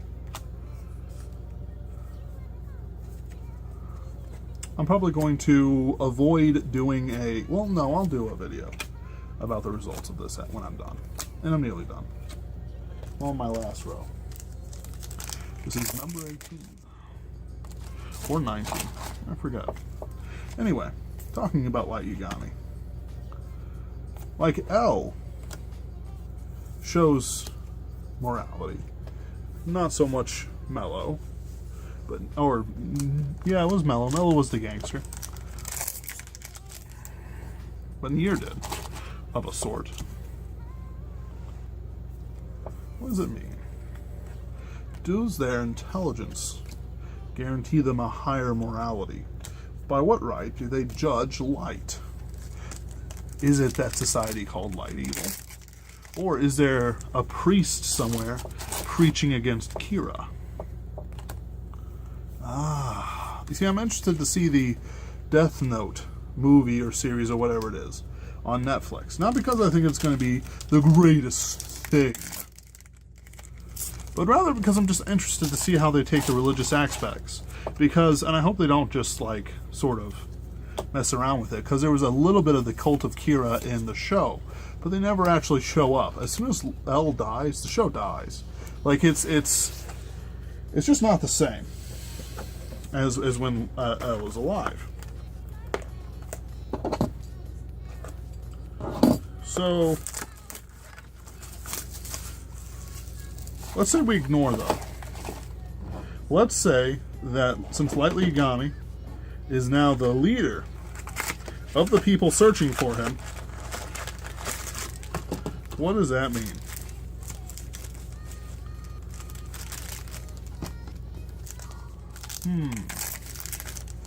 Because there's nobody left to judge him or catch him, because he will just escape everything now. If he can escape the world's greatest detective trying to get him, a bunch of the world's most mediocre detectives aren't going to touch him. Because it doesn't scale up like that. Because you still need genius to handle genius. When I speak to people sometimes who are of very low intelligence, and I don't mean this in an insulting way, but sometimes you just don't understand what I say. And I feel I must dumb it down a little bit. And I'm not talking like what I'm doing now. This is just me as I think. But if I say some concept and the person doesn't understand it, or a literary reference, which you might say, but Brian, literary references aren't a sign of intelligence. Well, they are. Because it means of what you read and what you consume broadens your mind. While I might be perfectly fine with a redneck neighbor, I know he's not as intelligent as me, because he prefers to spend his time, 3-ange. I like it. Spend his time with his dirt bike than he does in a book. when he and I go out to relax on a Sunday afternoon is he, and I don't live in a redneck area, I live in a black ghetto. Or at least it was a black ghetto. It was a black ghetto once. It's not as black as it was anymore. Which has lowered the shooting at night considerably. Ah. Oh, fuck. But he goes out and he goes, on his boat to the lake. And he enjoys just sitting there with a beer and a fishing rod with his boy. And he, talks to him about things, how to be a man in this world. And if I go, and I sit on my porch, and I talk to a son that I have, because I don't have a son. I don't have a wife or anything like that. It's frustrating. But if I go and I say, here, son, here's how you are a man. And because he is from my loins, he is intelligent. Not like I am intelligent, but intelligent enough. He must be. Because even though some of the men in my family are dumb, they're also quite smart. Like, it's just one of those things, like, you just don't expect it. Still waters run deep, or angry waters run deep, or something like that. Anyway. Like, I literally have, like, one half of my family is, like, corrupt hick, with, like, sheriffs and evil sheriffs and whatnot. And then the other half is, like, U.S. military contractors. Except they act dumb in certain situations, and it's just the weirdest thing. But anyway.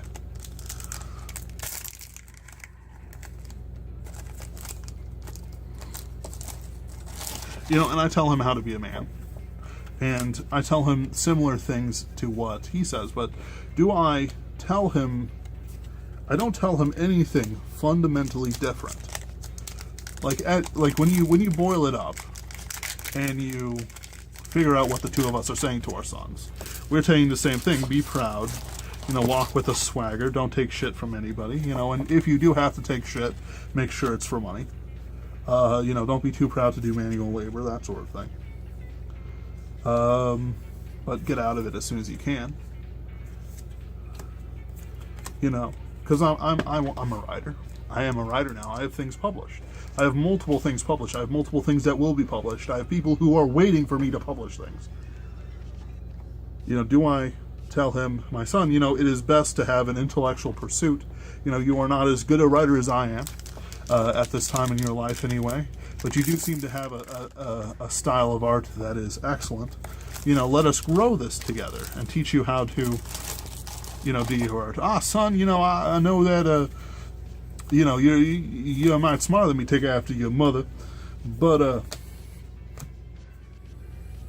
I'm gonna send you to college so that you learn a trade. And you come back and you be good at your hands, and you can only own carpentry shop because I know you're good at wood. Is it the same thing? Is it different? I'm not even talking like a morality of it. Because we know that Light's intelligence doesn't change the morality of the fact that he murders people. As soon as he killed Laureate person on the TV, he wasn't killing somebody he knew who was a criminal. He was he killed somebody who was out to make a reckoning of him.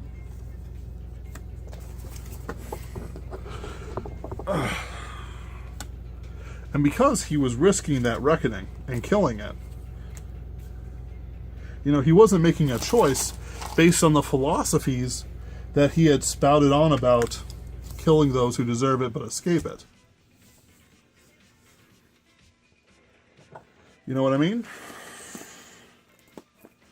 He became a hypocrite of sorts. Now, the thing about hypocrisy is that it isn't... It's pretty crazy. Like, it's genuinely bad, and it hurts whatever argument you make. But the thing is that it depends whether you value it as a sin or not. I value it as a sin. I try to be as genuine as I can, but the problem is that my very own religion, which I follow deeply, says I fail.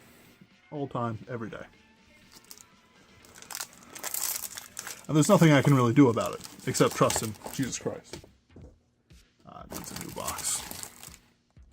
To save me from the consequences of those actions, which is burning in hell. Forever. I like getting a lot of lorises. Mm-hmm.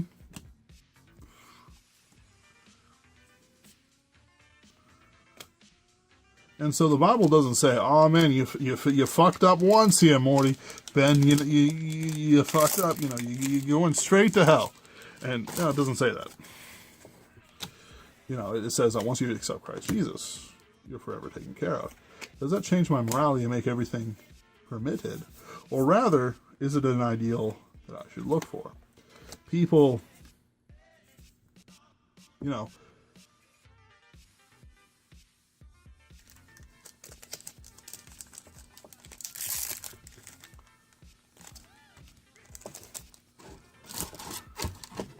what sort of choices change over time? Do choices become worse? Does life's craziness become worse? Because it does. And when it's at its topmost peak, what is it? Is it a new morality? Or is it just an old morality that he's specifically ignoring, and he's given justice based on that old morality? He is given a reckoning by the police. What if he had lived a full and happy life, killing people daily, rending families? What is it?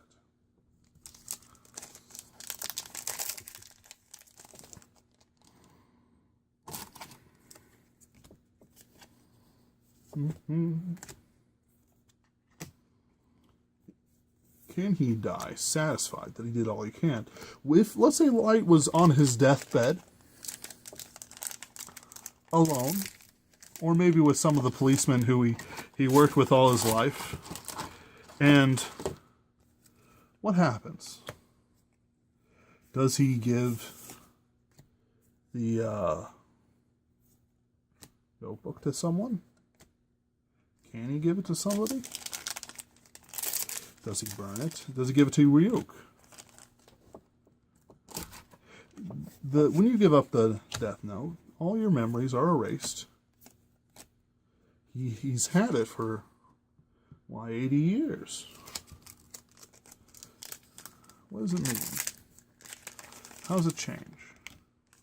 Do his actions, now that he no longer has the memory of his sin, change? Or does he go to hell unknowing? Or does he go to hell with his restored memories?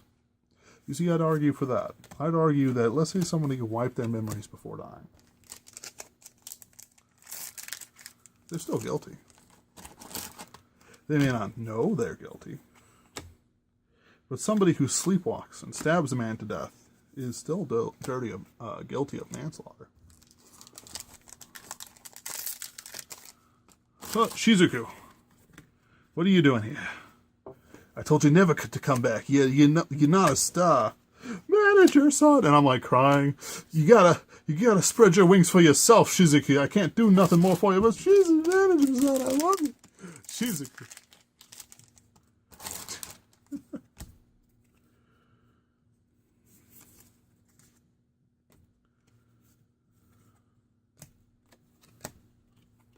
You know, we've come a long way since what we began the conversation with, and I've got 3 boxes left.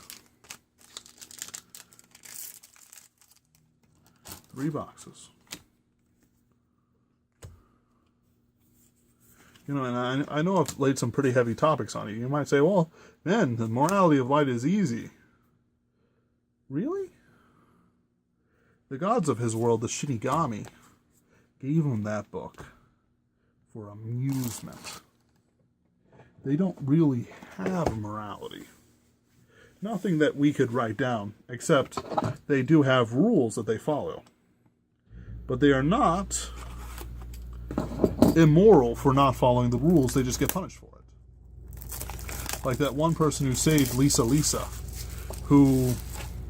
that one Shinigami, who saved Lisa from her murderer and extended her life.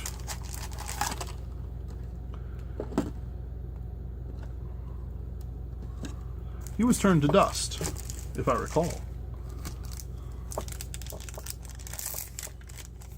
Did he make... Oh. It's an Olivia. I swear, if the last 3 boxes of this are Olivia, I'm going to be pissed. I'm going to be ridiculously pissed. Oh no. Oh phew. Oh phew, I already have an Olivia. Whoo. Whoo. Still though, I need one more SP pack. I mean, the SPGR is nice. Hey Ash, for the case that you got one SP pack, was that also the case that you got an SP GR? How many SP? Did you open all of them? Not yet. I'm 2 boxes down, but I was just wondering. I still haven't found the SP pack, the last SP. I don't remember. That's fine.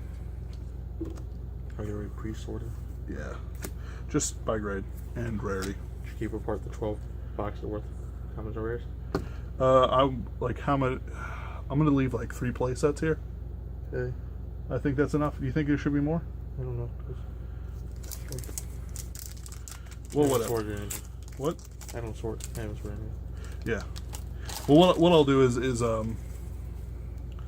at some point in time we'll just make sure there's like we can just take half of all this. Like it's nothing to me. Huh. So what do you think, Vu? Do you think there's an overlying morality in Death Note's world? Oh, were you saying you think there's a SP pack left in those boxes? Maybe. I'm hoping. But I'm more concerned about what your ideas on the morality of Death Note are. Do you think that there was an overgod that will judge light at the end of it? As much as murder typically make people judge, I suppose. I don't think there's anything wrong with what they did, though. You don't think so? I mean, he started getting abusive with it, but I think in general, that's humanity. Yeah. Like, you think ultimately the idea of killing those criminals who kind of escape their true judgment is okay? Yeah, I think in general our justice system is truly like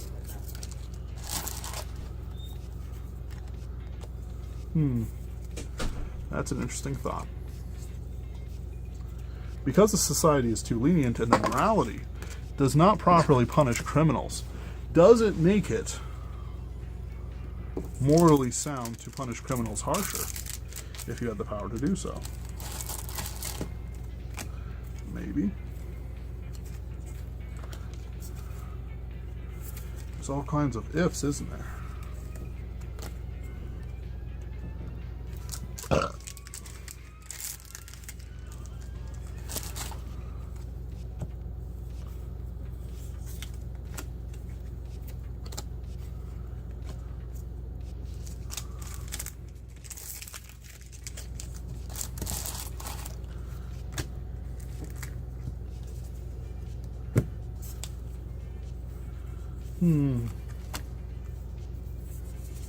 So we have an answer.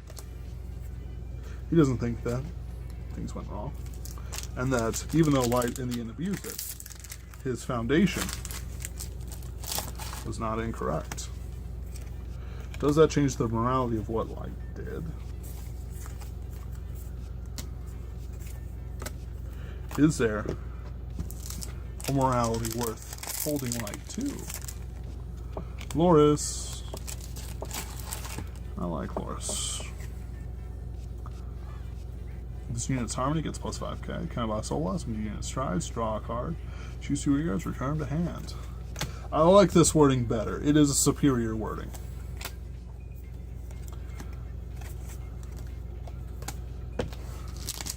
It's like this. I know Ash long enough to know that he's not really against prostitution.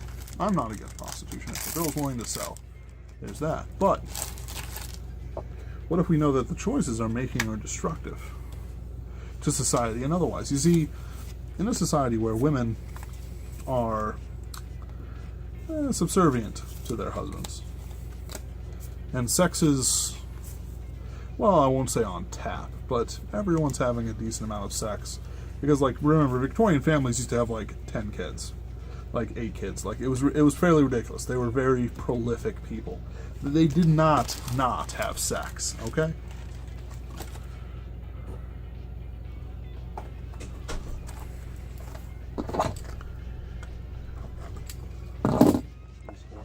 Huh? 2 left. What I hate is when, and I'm complaining about it in all the videos, but when you get a reprint, it's like the first pack. And it's like, well, I don't know, right? This box is shit. I know, right? Well, the rest of this box is just as good.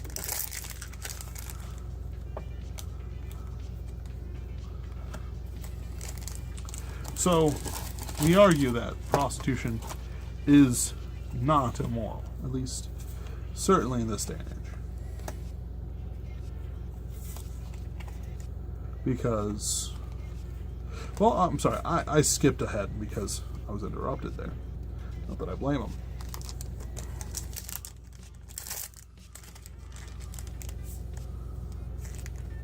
Just trying to think about his head. So, in this society, we live in a largely sexless society. You know, I see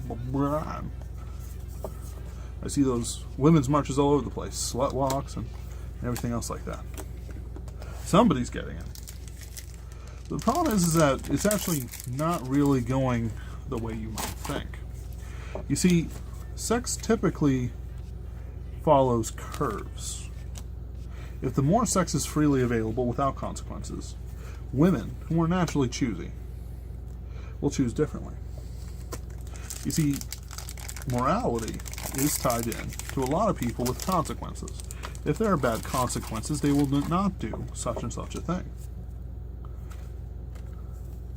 When they do not do such and such a thing, a certain type of morality arises where everyone agrees not to do such and such a thing, and that people have to make a concerted effort to do such and such a thing to change the morality, as we have today. Herp. What does that mean?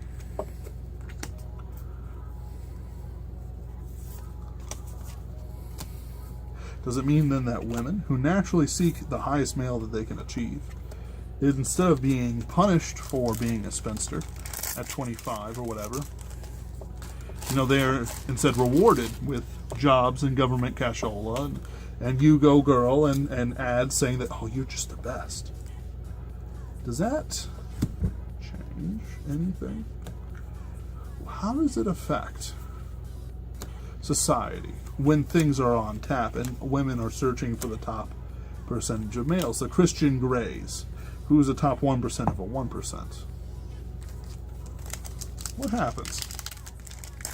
Is the society, I like her art, is the society pushed forward or pushed under? I know for a fact that I contribute less to society in taxes and stuff like that because I'm not a married man. And there's no woman that particularly catches my fancy right now. You might say, but Brian,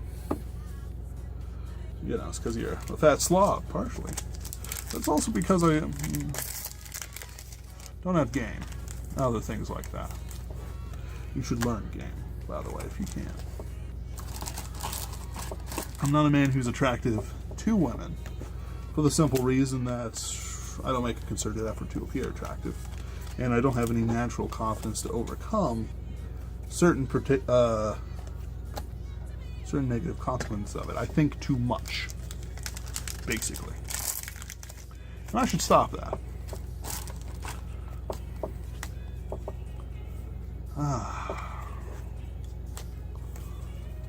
Not today. Not right now. But basically, if women pursue... No! Olivia!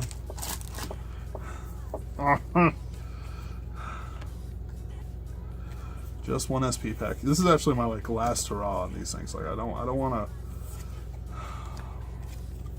waste my time if I don't have the luck on basically the Fortuna.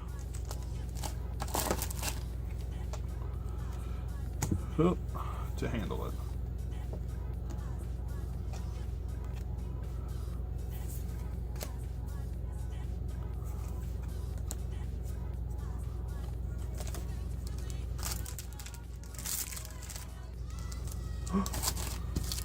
Another reindeer. How many reindeer do I have?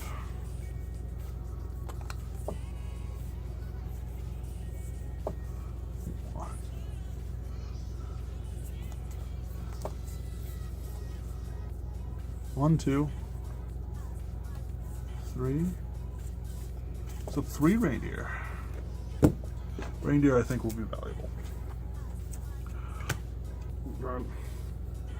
I'm really hoping that I get screwed out of a reprint and not an SP pack.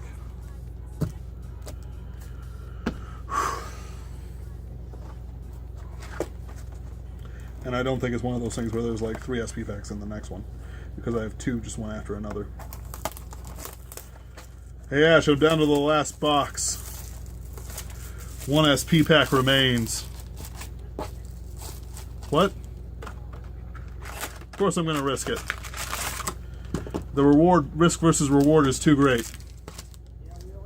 Yeah. Sure, no problem. No, it wouldn't be. You already opened it. I know. What'd you pull from it? Anj? The last one I pulled was Anj, but the one previous to that was a fucking Olivia. Shoot. Trying to sign a box you already opened. You were asking for it! Dumbass. Alright. The SP pricing was the same. Yeah, I know. Right now. How specific at SP? I don't know. But Ideal selling a reindeer, the new art, for $200. I was like, holy shit. And that's not even the most expensive. The Shizuku grade 3 or 4, grade 3, the new art. Yep. Oh, nope. They're selling it for like almost $300. It's crazy. Shit. So like, I just realized that a lot of the really nice new SPs are not in the packs, which makes some of the single SPs worth it quite a bit. Yeah. Like Kaname's worth a bit. She's not in the pack. I don't believe. Yeah. And Laura's not in the pack. I thought she was in the pack. Nope. So she's worth pretty decent. At least $80. Yep. My waifu longest. Is he a waifu? No, she's the best SP out of all of them. Yes. The only one I would probably keep.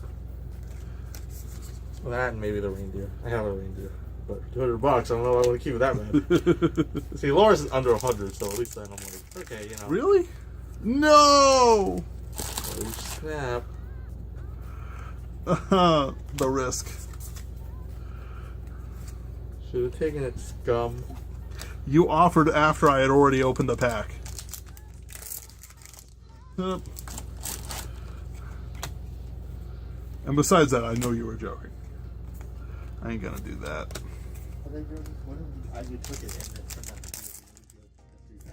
Then I suffer the consequences. Out of curiosity, did you have any other cases that lacked an SP Yes. pack? Alright. Well, I feel less bad, but Seemed every 3 cases there was a case with 1 less SP. that's great. I don't know why. Well, it kind of shoots me in the kneecaps here. Yeah, you better hold the single SPs are good. These are the single SPs. In general. Like the next case better have everything or more single SPs or something. Yeah. And then if the single SPs, like basically the right single SPs actually outprice some of the SP packs. Uh-huh. Like the duo SP pack, you'd actually rather have a lot of the single SPs over that pack. You're like, 2 more packs, guys. Want to open it for me? Huh. Wasn't gonna hear anything. You already saw the Shizuku. I had hopes. You were fucking praying when you opened that pack. Alright, guys. Let's just open this up for you. Oh. Oh. And then the rest, if it's an SP. No. What? Alright, stop the video and get back when we're done recording. Yeah, basically. Yep.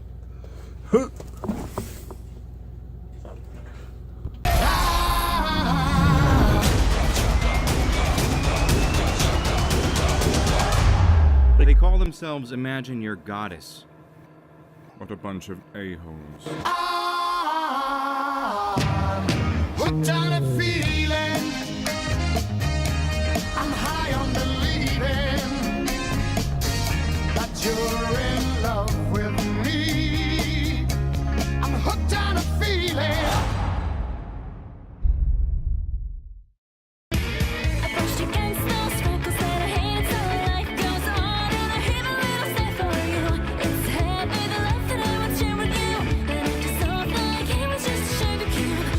right, let's do a case results. This is the first case of the night. Sadly, I only got one SP pack. It hurts. Which happens every third case or so with this set. But let's talk about what I did get. SP's at the end. So starting out, I got 1, 2, 3, 4, 5, 6, 7, 8, 11. Chocho Blanche. I got 11 Chow Chow Sarah. I got 11 Limpid Chorus Maylene Riviere support.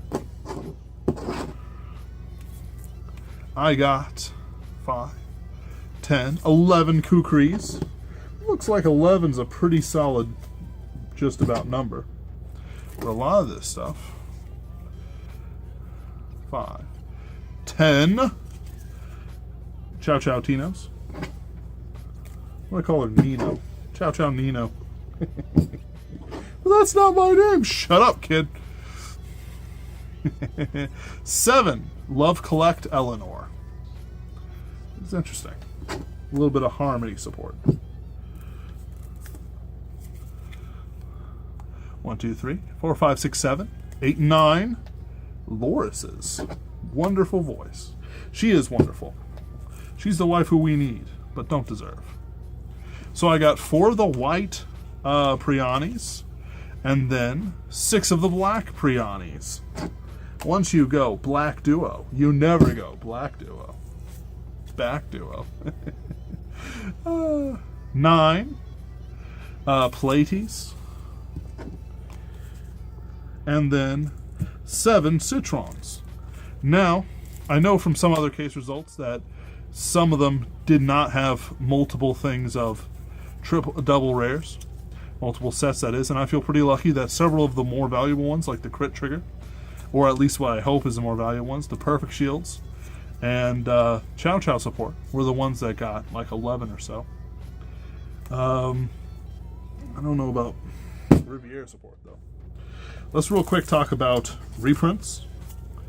I got 3 Duo Absolute Sister Mirrors, 3 Cheerful Etoile Olivias, and 3 Shizukus, sadly.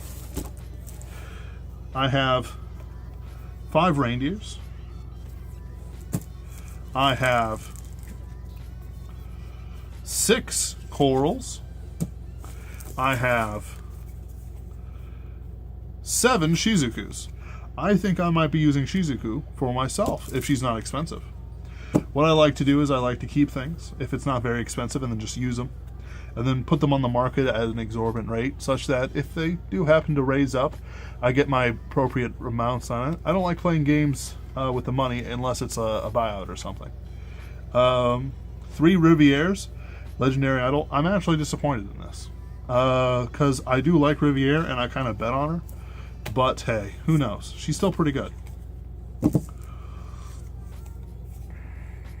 7 Chow Chow Headliner Lafria. She's alright. I'm okay with getting 7 Chow Chow Lafrias. 6 Duo Everlasting Ray. I don't know how I feel about this one, but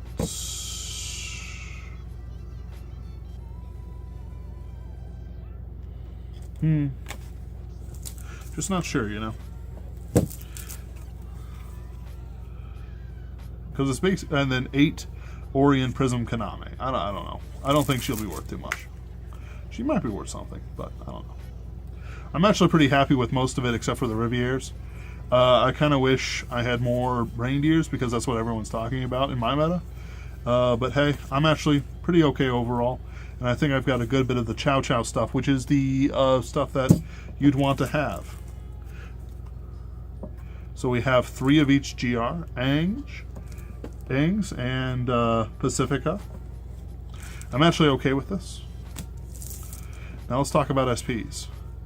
I got 1 SP pack for Loris, then 1 SP Pacifica, SP Rate, SP Citron, and SP Blanche.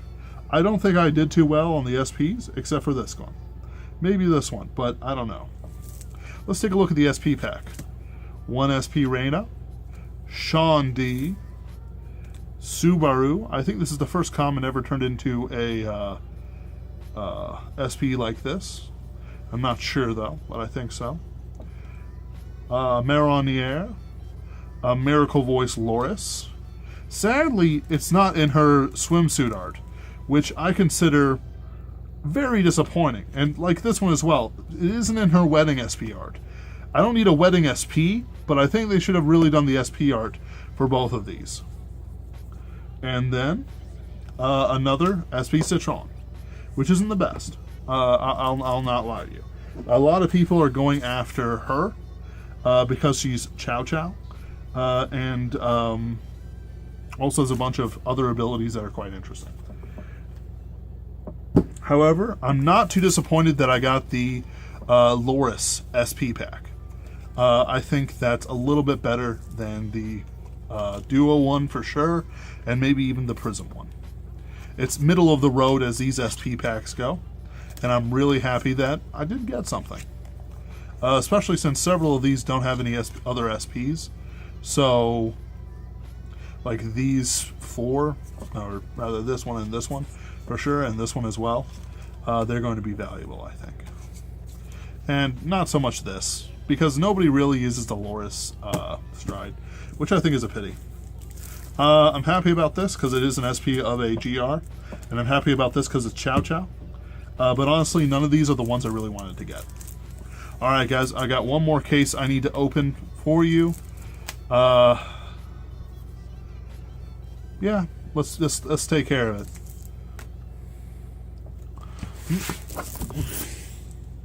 Whoa, guys! Did you know that Imagine Your Goddess has its own web store? Check out all the neat merchandise. Ball scrolls, playmats. Don't forget about the acrylics and the other goodies. Kohaleth. Yeah, I'm here. Get them in-store at the stand-up series. Or check us out online at our website, shop.iyg.com. We're always adding new stuff. Imagine your goddess.